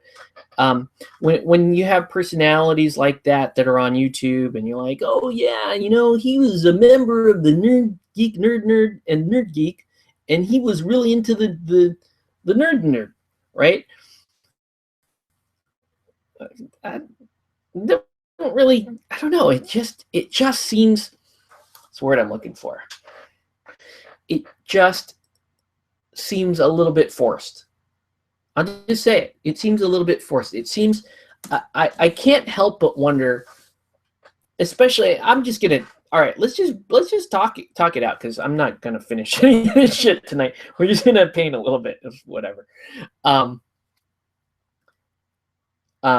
Here's what kind of sums it up for me. Okay, if you guys are watching me on YouTube right now, and I watched, like I said, I'm a Game of Thrones fan. I like watching the Game of Thrones show. Never read the books, by the way. And, whatever, judge that for however you wish. But I watched the Game of Thrones show, and I like the show. But I also get critical of the show, especially this season. I feel like this season has been a rapid departure from previous seasons. And I feel like it's more about gratifying fans than it is about good storytelling. I'm just being real. So if you feel free to disagree with me or whatever, or cry or be upset. Anyway, if you watch the YouTube, the reviewers, the Game of Thrones reviewers, I watch a lot of those on YouTube. I've been watching quite a bit of those, and I gotta say, there's a lot of them I just don't like. And I don't really know why I watch them, but there's a lot of them that I don't like, because I feel like they're saying things that everyone expects them to say. They're saying things that, oh, I was super excited and I'm really hyped about this stuff, and I'm like, really? It doesn't sound like it. I don't know. Like, logically speaking, I might be watching a different show. And sometimes I disagree with them. Sometimes I feel like they're just pandering. But here's what I'm getting at. If you watch YouTube and you're subscribed to the Game of Thrones YouTube channel, first up, let me know in the comments if you are subscribed to the Game of Thrones YouTube channel, because Game of Thrones YouTube channel is cool because you get to watch the previews for next episodes, and you get to watch some behind-the-scenes stuff, and all that stuff's really cool. There's a show on there that literally makes me want to thumb my eyes out. And it's called, and if you guys watch it, you might agree with me, it's called After the Thrones. After the Thrones, if I could sum up everything that really kind of bothers me about quote-unquote nerd geek culture, After the Thrones would be that thing, okay? So we watched some After the Thrones videos. They're like 1 to 2 minute clips of these people that morphologically, I mean appearance-wise, look like quote-unquote your stereotypical nerd, right? They got the thick rim glasses, they got the hipster tight t-shirt on, they've got the weird squeeby hair, They have the same kind of cadence that you hear me talking the shit about. So they look like a nerd, they talk like a geek, they sound like a nerd, they dress like a nerd, or they're put together that way. And then they start talking about the show. And I swear to you, the first thing that's going to go into your brain is, you freaking idiots. Like, have you watched the show? Do you have anything insightful to add here? I could pretty much make my uncle or, the guy across the street or, the guy the guy reading the newspaper 2 doors down from me. I could get the same amount of info from those guys. And if you're watching a show called After the Thrones and you love Game of Thrones, clearly you are into Game of Thrones. Am I right? And so if you are into Game of Thrones, your understanding of Game of Thrones is probably going to be a little bit deeper than the person who's only seen like 2 or 3 episodes. But my problem with geek culture is they put these like manufactured nerds in front of the camera, and they have nothing interesting to say. They have nothing identifiable to say. And it's just embarrassing. It's just awful to watch, because it's like HBO is trying to say, okay, we're putting this together for you guys. We want you guys to feel like your culture, quote unquote, is being represented here by these guys in skinny jeans and bad glasses and squeeby hair. Like, they're supposed to be nerd culture. Well, I'm here to say, fuck that. Honestly, if you have people that can talk about shit that they like, Game of Thrones, for example, I'll name some good reviewers that I don't necessarily agree with all the time, but I like watching them. They're good channels. They have some really interesting things to say, and they will go out on a limb and make predictions, and they'll be wrong half the time, and that's cool. But that's the point of being a fan, right? You're an actual fan of the show. You talk your shit, you talk your mess, and that's that. That's all there is to it. All right. So, like, one of the bigger reviewers for Game of Thrones, one of the bigger channel reviewers for Game of Thrones is Emergency Awesome, right? I like Emergency Awesome. I like Charlie. I've been a subscriber to him ever since he was like, just about to hit 100,000 subscribers. I don't know why I have to say that too. It's like I have to establish cred here. That's bullshit. But anyways, I've been sub to him for a long time.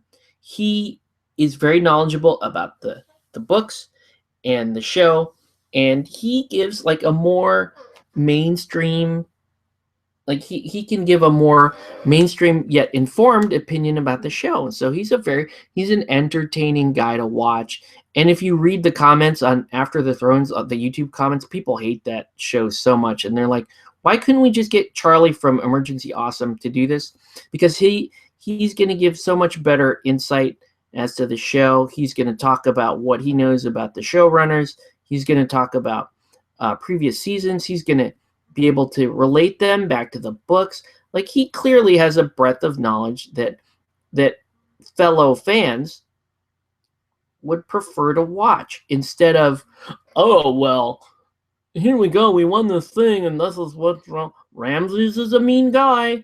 Like, they say stupid crap on After the Thrones, like stupid, meaningless garbage on that show. Love his channel on all his shows. Okay, cool. Yeah, so good. I'm glad you guys watched, Emergency Awesome, because he's one of the better reviewers for Game of Thrones. I will tell you my favorites. You guys let me know your favorites too, because I do like watching these reviewers. One of my favorites, like the big up and coming favorites for reviewing Game of Thrones, is Rorist. Love Rorist. She's been at this for some time. I'll put it here. I'm going to put it right here in the chat. I'm just going to type it in because I want you guys to watch her because she's awesome. Say something. Let me say something. Rorist. But check out that channel, Rorist. She does Game of Thrones recaps, reviews. She has her own theories. She's extremely, I would say she's more knowledgeable about the books than Charlie is.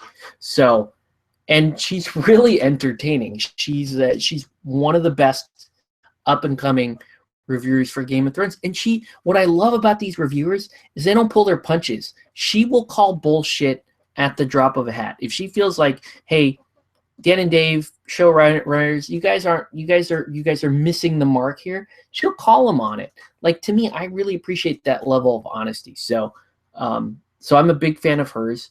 I also love one of the ones that people don't even she doesn't have a huge following, but I love her channel, is Alachia Queen. And here, let me put I will also put this in the chat. Love this channel.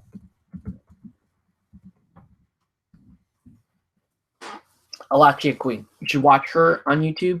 She reviews Game of Thrones. She reviews movies, TV shows, and she's got great insight. She's really sharp. I really like her insight on stuff. Now, Alachia Queen is a little less known than all the other guys. But then you have who are your other big ones? You got Preston Jacobs, who I like. Preston Jacobs is a little. Some people find him a little grating because he's, I don't know. Some people think that he's, maybe a little Asperger's in his approach. He's super knowledgeable, but he's also, super sarcastic. His Game of Thrones, like his watch episode of Game of Thrones, are really, I find them entertaining. Some people find them grating. He does tend to stay on the more negative side of critique. So if you don't like that, don't watch him. Preston Jacobs is the one that I like. Then you've got Red Team Review. He's okay. He's okay. Very knowledgeable, but I don't really care for his delivery. And I don't know. I'll watch him. I'm subscribed to him, but okay. He's okay. Game of Thrones Academy, GOT Academy. They're entertaining. Sometimes they just way off on tangents. I don't know. A couple of Euro guys, like a Euro-Israeli guys that review Game of Thrones. Game of Thrones Academy, so they're interesting. Here's another one that I really like that you guys should watch. Because Geek. Okay, let me put that also in the chat here. Because Geek. Val's great. Very entertaining. I've noticed the ones I put all the female ones in the chat. I prefer to hear them talk about Game of Thrones, especially when these three ladies are very, very, very knowledgeable on Game of Thrones. So especially Rorist. I think Rorist is probably the sharpest one of all of them. But Val also on Because Geek. Then you've got Comic Book Girl 19. Comic Girl 19 or Comic Book? I forget. I'm sure you guys must watch a lot of her stuff. I just like her delivery. I just like how she just it feels like with her, it feels like you're actually in the comic book shop having that conversation with her, or you might be having a beer or some shit. She's very cool, seems very real, and I like her reviews too. But yeah, the ones that I put up there, I'm not sure. You guys may be watching Rorist, Alachia Queen, or Because Geek. They have smaller followings, so maybe not on those other two. But I highly recommend them. I think they have some really cool insight to share. And for me personally, I appreciate the kind of fandom that finds it okay to criticize what they enjoy. I think it's not only okay, I think it's kind of your duty as a fan of something to call people out, or when you feel it's not up to snuff. I think it's kind of like, if you want to maintain the quality and integrity of something that you really, really care about, a franchise you really, really care about, then it's almost a responsibility to call it out when it's not doing well. But a lot of this like manufactured geekdom is based around, oh, we're not going to say anything bad about anybody. We're always going to be And so like some of the dumbest crap on writing wise has come out this season. I'm just going to say it. Some really, really brain dead moments have come out where the writers just don't seem to have any idea of continuity at all.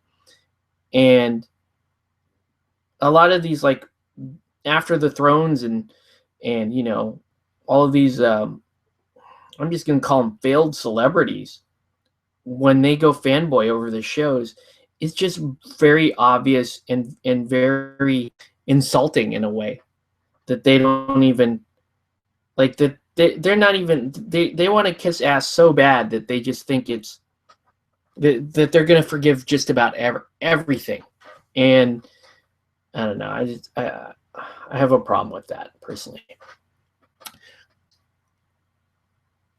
Comic Book Girl 19 had to hide one of her vids yesterday because she was a little too blunt on her topic. I believe that. I think that's stupid, though. I think that's a shame. She's very blunt, and I love that. And she's gonna say shit that, and I do this too. Like, we say stuff that offends people. People take the wrong way. They get upset about it. You know what? If you watch a show, or if you watch a YouTuber, for their candor, prepare to be offended every once in a while. You know, prepare to not understand what that person's talking about every once in a while. You know, if I'm watching her channel and she says something stupid that I don't like, I'm gonna go boo, dumb. But I'm not. I don't. When it gets to the point where you're pushing too far, and you've crossed that line to where it's no longer just critique or trolling or shit posting, and you've gone into the area of, and I hate to use the word because it's way overused, and I apologize for using the word, but when you get into that point where, you know, you're harassing somebody, that's out of line. That's out of line. And there's two sides to that too, because there have been internet personalities or something that have called any type of critique, they call it harassment. Like, oh, you said I sucked. You said I was bad at this job. That's harassment. No, it's not. It's an opinion. If you follow me everywhere, and if you contact my employers, and if you if you say horrible things about my family or threaten me and that kind of stuff, yes, that is harassment. That's harassment. When this unrelenting, just direct attacking type mode. If you say, wow, I watched your review and I didn't find it very insightful, that's not harassment, okay? Or I don't agree with your point of view, that's not harassment either. But I can see Comic Book Girl because she's very real. You know, she doesn't like hide behind politeness, and she calls stuff out as she sees it. She's gonna piss people off. That's kind of a sign that you actually have an opinion, is that it's gonna upset some people. So it is kind of a bummer that she had to hide some videos, though. Was it her episode 9 review? Because I was watching some of that the other day, and I did see that some people were offended by some stupid comment that she made. And I watched her comment, and I didn't take it the way they did. So I don't know. Whatever. It's internet drama, right? You shouldn't care about that. But my point is, my overall point is, with all this geek and nerd and stuff becoming a big major market deal,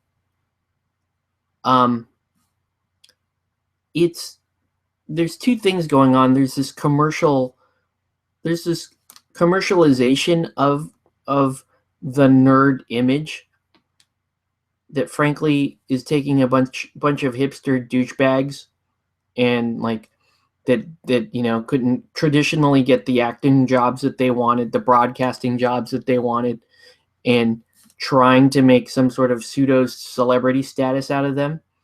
There's that. And, you know, After the Thrones is kind of indicative of that issue. So you got that going on. And then you have this kind of, the other thing that really bothers me about nerd culture is that there's kind of an orthodoxy to it now. And it's not just nerd culture. It's like these days I'm noticing that like everything is becoming this ridiculous orthodoxy groupthink. Like you have to believe like I believe. You have to like the same stuff I like.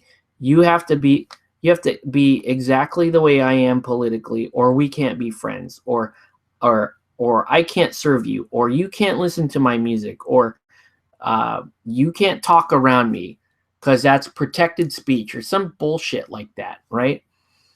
I'm tired of it. You know, if I'm not a Whovian, I'm not a Whovian. Yes, I watch the show. It just doesn't grab me the way it does you. That's not a crime, and it doesn't. Oh, you're not a real geek if you don't watch Doctor Who.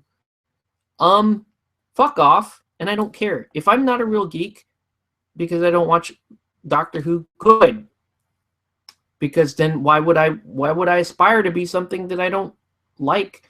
And if you're the one running around divining that you have to like this and you have to like this and you have to do this, well, F that. I thought the whole hallmark of being a geek or a nerd, or I'm just going to call it outcast, is the fact that you don't conform to this kind of stuff. And then when people tell you you got to follow the group, you got to follow the herd, that historically the whole concept of us was built on us saying, no, this is shit that we like and we're going to get mocked for it, and you can go fuck off and do whatever the hell you want. And sorry, I'm dropping a lot of F-bombs, but whatever.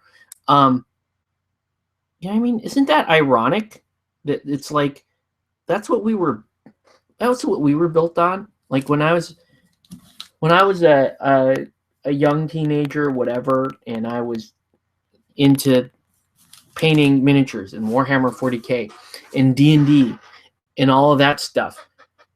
We were mocked for it. We liked comic books. We didn't give a shit.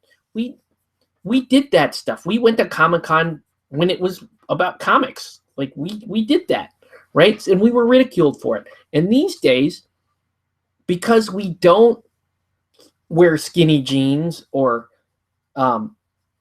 man buns or whatever the shit that they're doing with the thick glasses, and you know, we don't talk like them. We don't like all the exact same shows they like. We don't hold all the same theories they like. Then it's like they're gonna mock us again. Well, you know what? Fuck you. We're not really. I don't know. And there's definitely an in-group, out-group dynamic going on with nerdism, nerd culture. There are cliques. There's all this other crap. And quite frankly, like, sorry guys, we fucking invented this shit, man. Like the old timers, the guys like us, we got ridiculed then by the people that you think are oppressing you or ridiculing you. And we're ridiculed now because we're not part of your group thing.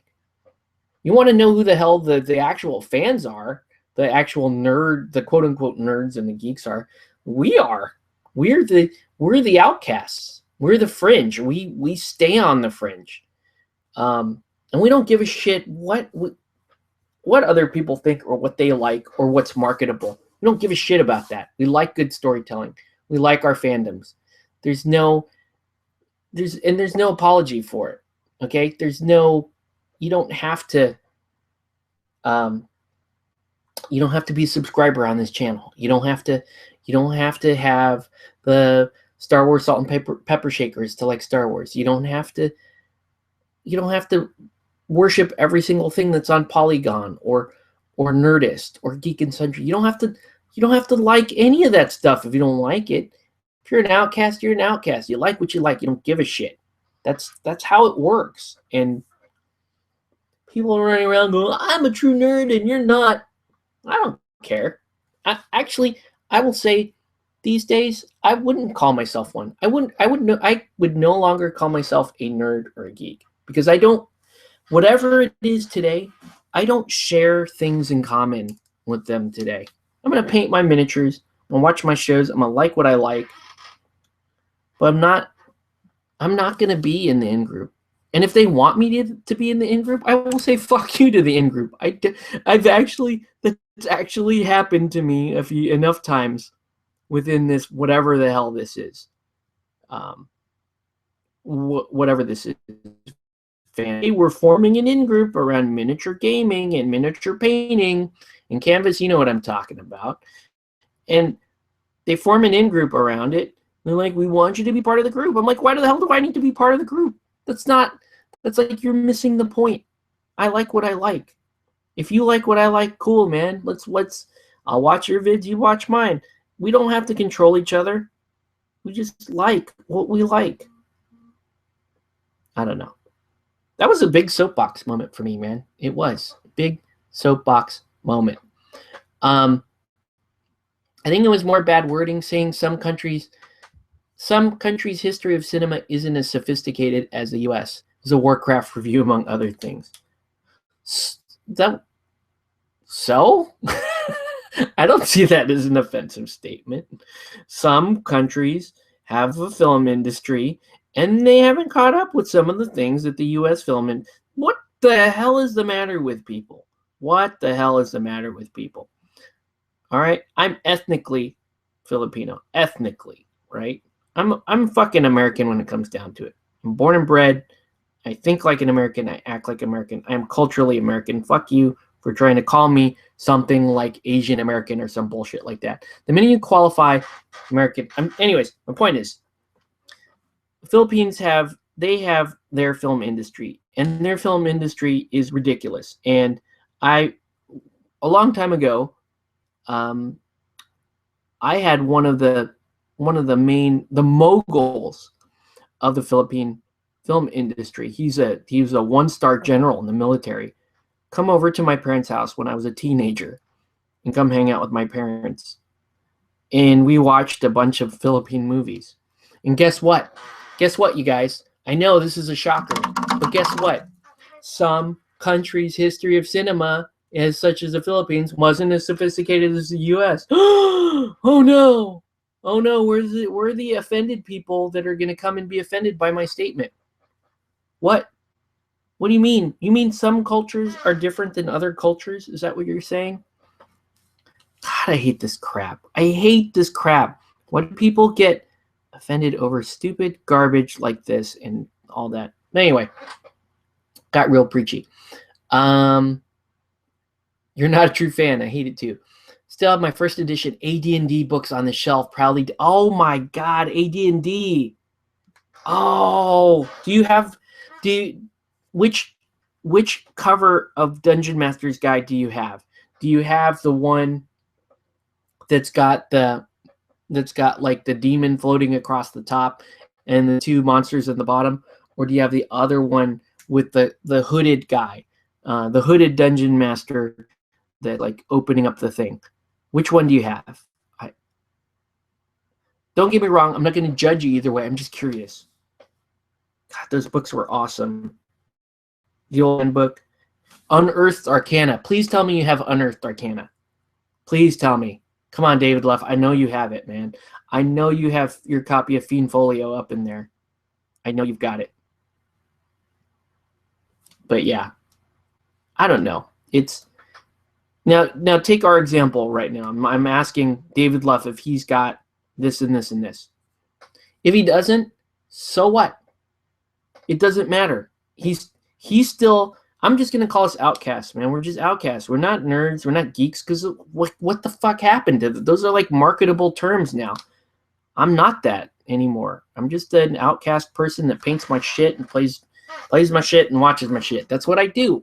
Doesn't matter. Like I'm not gonna do the hipster things and try to be ironic. And if I wore a shirt that said spam, it's guess what? Because I love spam. By the way, I fucking love spam. I will eat spam. Those guys that have the spam shirts, and I'm like, hey man, that shirt's dope. I love spam. And they're like, no, spam's disgusting, man.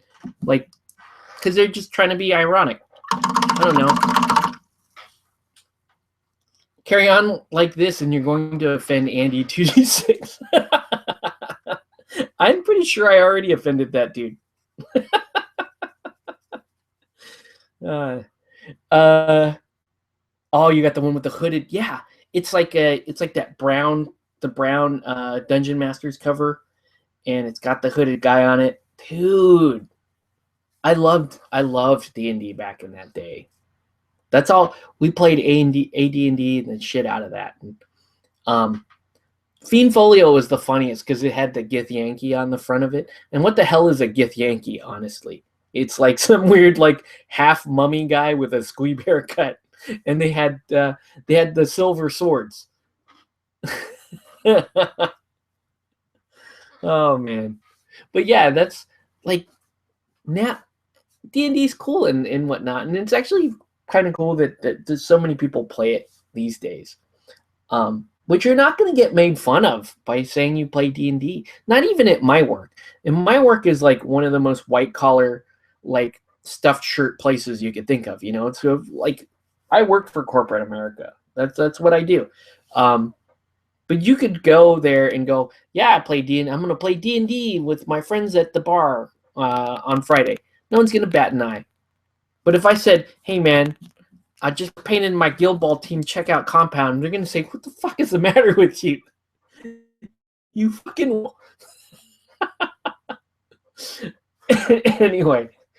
Anyway. I don't know. I don't know what it means, man. And frankly, I don't care.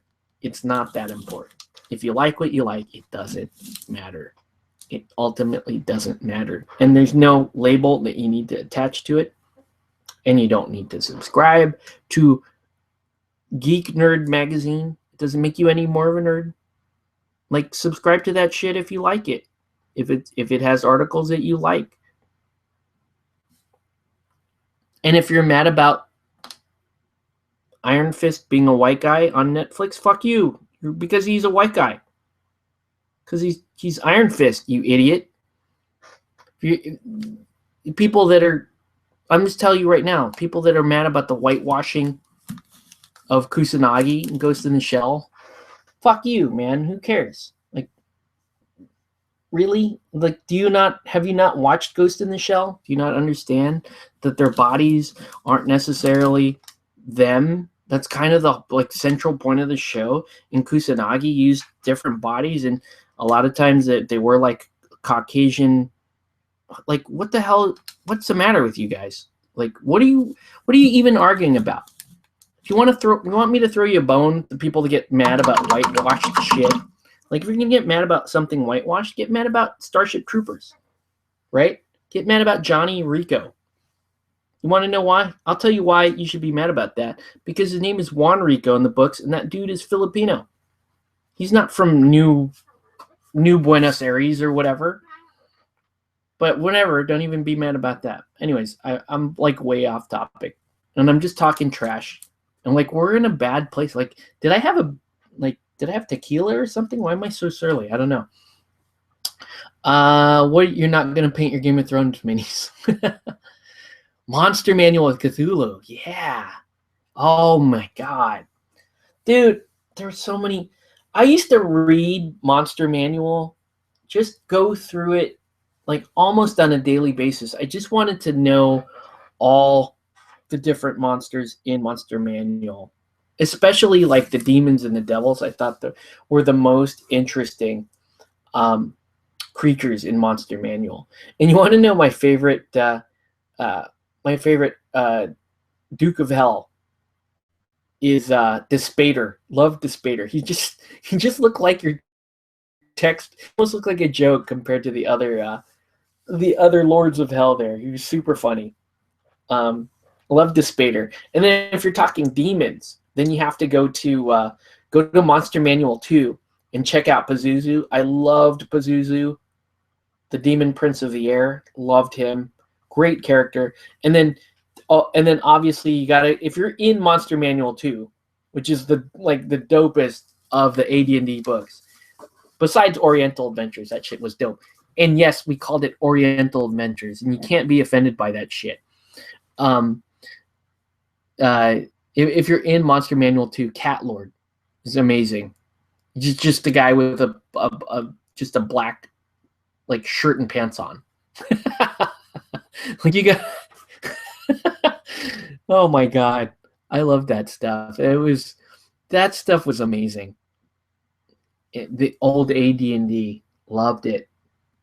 Started to play AD&D at Fort Hood in 1982 while serving in the Army. Damn, when did I start playing AD&D? That was I think I was playing in 1985. Believe it or not, I was in the 5th grade, and we went to the store and bought AD&D books, and they thought like they wanted to find my parents because of the whole stigma about Dungeons and Dragons being about you're gonna go to hell, you're summoning a devil to serve you. Dude, if you think about it, right? I prefer the term outcast to nerd. If you're gonna put a label on us, and I don't like putting a label on us and what we do. Even otaku is okay, barely okay. But if I was gonna put a label on it, I'd say outcast, because look at AD&D. We were playing that in the 80s. We were accused of being devil worshippers. We played video games in the 90s. We were told we played Doom and Diablo and all that shit. And we were told we were going to be murderers. And now we're told by the video game industries we're going to be rapists. Like, do you see the pattern? If you really want to know the mark of a quote unquote nerd or outcast or whatever, it's that you've always been made to feel like shit for liking what you like. If you really want to get down to it and say, what is the common denominator for this group of people, for this basically arbitrary group of people, I might add, it's that you've historically been made to feel like shit for what you like. And the modern day nerd, the modern day geek, those guys, those douchebags did not, and they might even claim that they do, but come on, they weren't accused of the kind of stuff that we are, and we get accused by that group. That's what sets them apart. Like, we're outcasts. We're not gonna turn on each other. I'm not gonna say like, David Luff, you're a devil worshiper because you still have your AD&D books. We're not going to turn on each other like that. It's like, yeah, people told me I was full of shit and I was a bad person too. Like, we bear the same scars, that's, I don't know. If you're going to arbitrarily group people together, which is what I don't recommend you do, it's kind of the anti-hallmark of what I consider us to be about. Like, if you want to look at, what people of our ilk really are like, it's not that we agree on things politically, because we don't. We're all over the spectrum. It's not that we're all the same color, even though all these media outlets want to say that gaming and nerddom and comic book fandom is all a plague from straight white men. Straight white males are the terrorists of geek culture. That's fucked up, man, and that's wrong. It's not even accurate. So what I'm getting at is, ideologically, we're not the same. Ethnically, we're not the same. Nationality-wise, we're not the same. The one thing, and even within fandoms, like, you like PC, I like console games. Actually, I don't like console, but I'm just making shit up. That's not the mark of the outcast. The mark of the outcast is you've been made to feel like shit for something that you like. Like, for example, guy at my work, he's and I'm gonna make Canvas mad here, but he's a big Ghostbusters fan, and I consider myself to be a pretty big Ghostbusters fan. Now, with the Ghostbusters trailer coming out and everyone hated that shit, and you heard me rant about why I didn't like it either. We talked about it at work. We talk about, like, he's a big fan and he is excited about it. And he even admits, like, I don't think it's going to be a very good movie, but I'm excited because the franchise is back the collectibles will be back out. He's a collectible guy. He likes that. And we talked about the fact that, like, in the mid 90s, let's say if you were in the mid 90s, mid to late 90s, if you rock the Ghostbusters, people would be like, what the fuck's the matter with you? Like, you really are a dork, right? Why are you wearing a Ghostbusters shirt? Why do you need that Ecto-1, model? Why do you like that kind of stuff? These days, I want to say from 2008, 2007, 2008 on, if you were into anything from the 80s, then suddenly it's like kitschy and it's, oh, you're a nerd, you're a geek, that's so cool, man. I like to be me. We're going to do our thing. And you better love the environment too, you son of a bitch. Like, that's kind of, it's like they get on your side and they kind of like co-opt you into some other bullshit. By the way, I am pro-environment, so don't get me wrong. But anyway,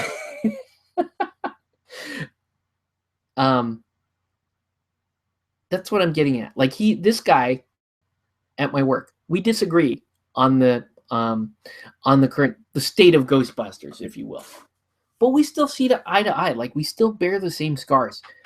I still have my Ghostbusters shirt that I've been wearing forever. And you want to know something? I stopped wearing it recently because it's like people are gonna be like, "Yeah, man, that's fantastic." I was wearing this. This happened recently.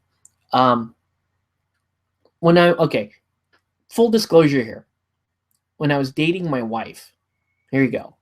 The canvas. Here's some like material for you. When I was dating my wife, and we would go out dancing, like we'd go to the club or whatever, because we like to do that. Sometimes I would, like, the shirts I would wear were just shirts that I still wear today. Like, I would wear like gas station worker shirts. I have an Office Space shirt that I absolutely love. It's an Initech shirt, but like I was wearing like Captain America shirts. So we go dancing and I'd be wearing a Captain America shirt or a Fantastic Four shirt. These are before like the big movies came out around them, and no one gave a shit. I wore Thundercat shirts out. I would go dancing wearing a Thundercat shirt. No one gave a shit. But some of the like dude bros would clown me over that. Be like, what are you, like 12? Why are you wearing like old cartoon shirts? Like, what the hell's the matter with you? Shouldn't you comic book store? Shouldn't you be with the other virgins and that kind of thing? And I was like, fuck's your problem? Like, I'm here with my lady. We're gonna have a good time. And Elizabeth was cool. Like, she basically put these like dude bros in their place. Like, you guys are pathetic. You're not gonna get laid tonight. You need to go home and just fap it. And and those of you who know my wife know that she's gonna totally say that to people. She does not care. She gives zero fucks. But anyways, that's kind of what I'm getting at. Like, that's the way it was. And then not even like 5-6 years later, I'm in a Macy's, of all places, right? I'm in a Macy's, and it's like kind of, buying like my stupid overpriced sunglasses, and I think I had to buy a handkerchief or some bullshit like that. And so I'm getting wrung out by the like kid with the too much mousse in his hair and all that shit. And he sees me wearing my Captain America shirt that I've had forever. And one thing I'll point out, like, the Captain America shirt I have is worn because it's worn. Like, the shield and stuff has the logo is worn because it's an old shirt. Nowadays, when you buy a Captain America shirt, they will pre-wear it, like to make it look like you've worn that for years. Like, what kind of shit is that? Seriously.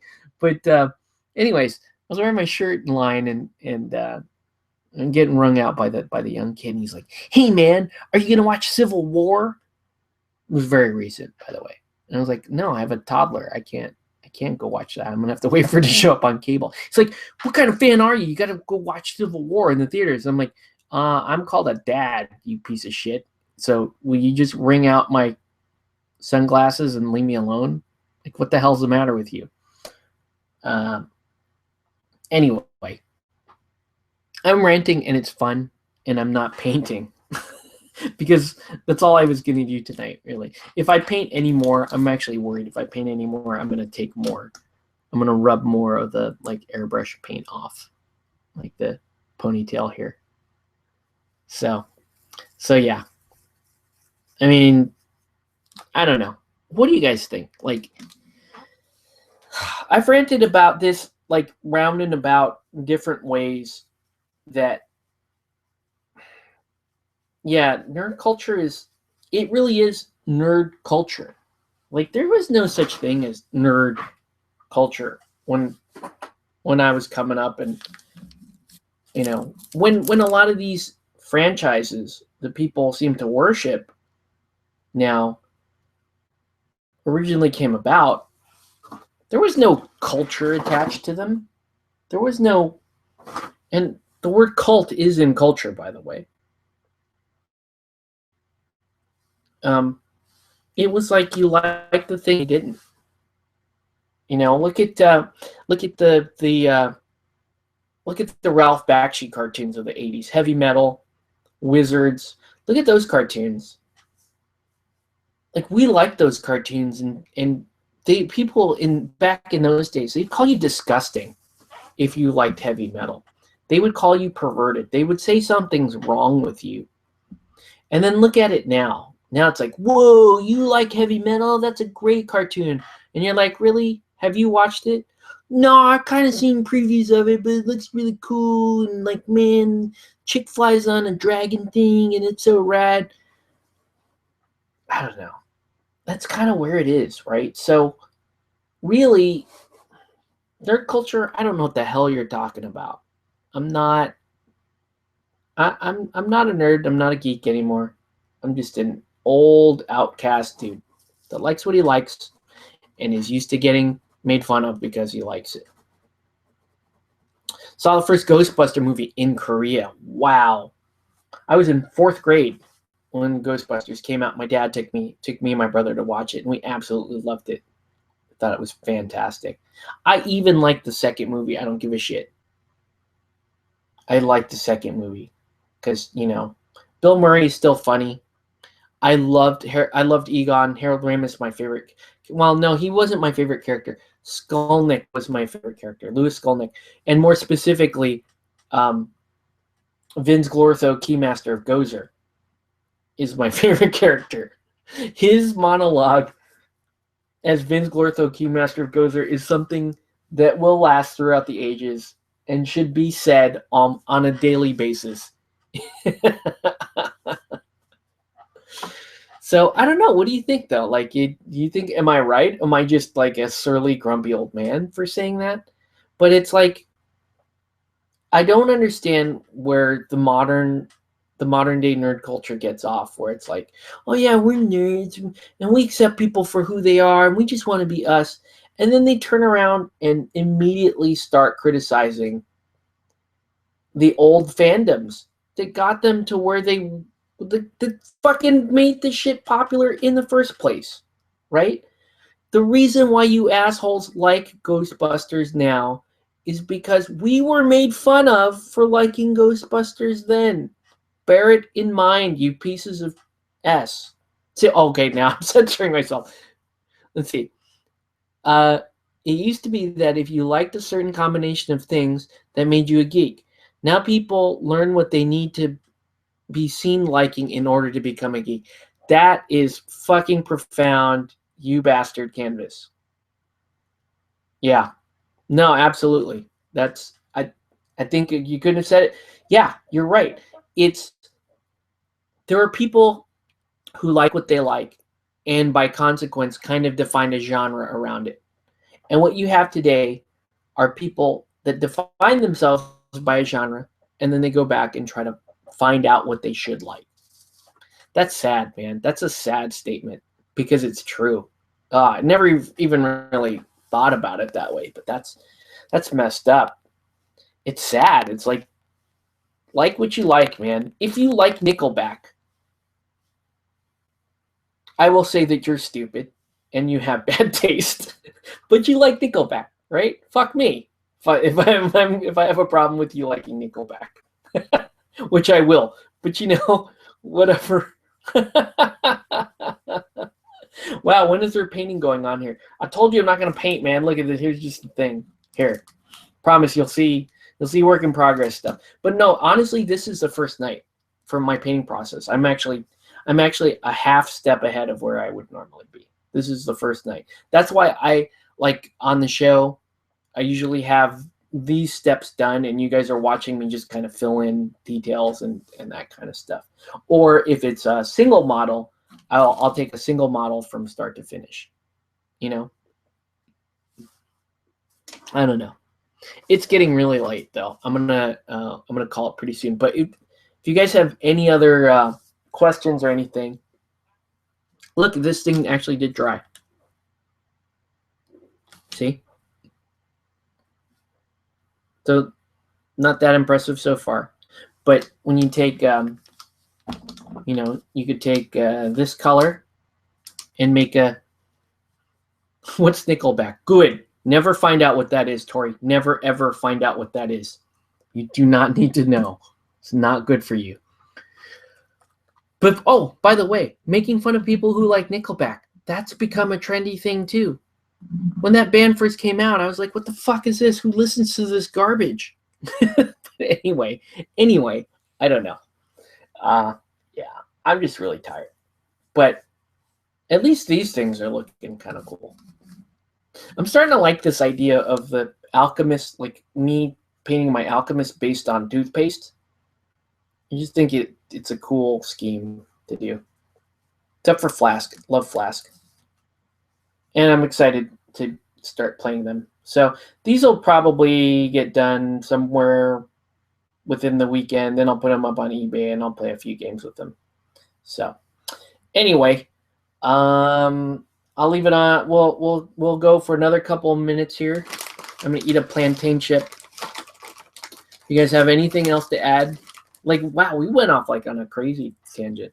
I think when if anyone's actually, like, if you watch the recorded version of this and you get out to this far, I'm going to ask you to leave a comment and say, holy shit, you really did, like, go off on a tangent. Leave that as the comment in the video, and then, I don't know, I'll figure out something cool I can do with that. No. Yeah. So, yep, that's the first night. And I guess we're going to call it. And I got to get up and go to work tomorrow. So good night, fellow people that like painting but don't need to be part of the same exact crazy, ridiculous name group cult as me. So good night, everyone. Thanks for watching. And we will catch you on the next one.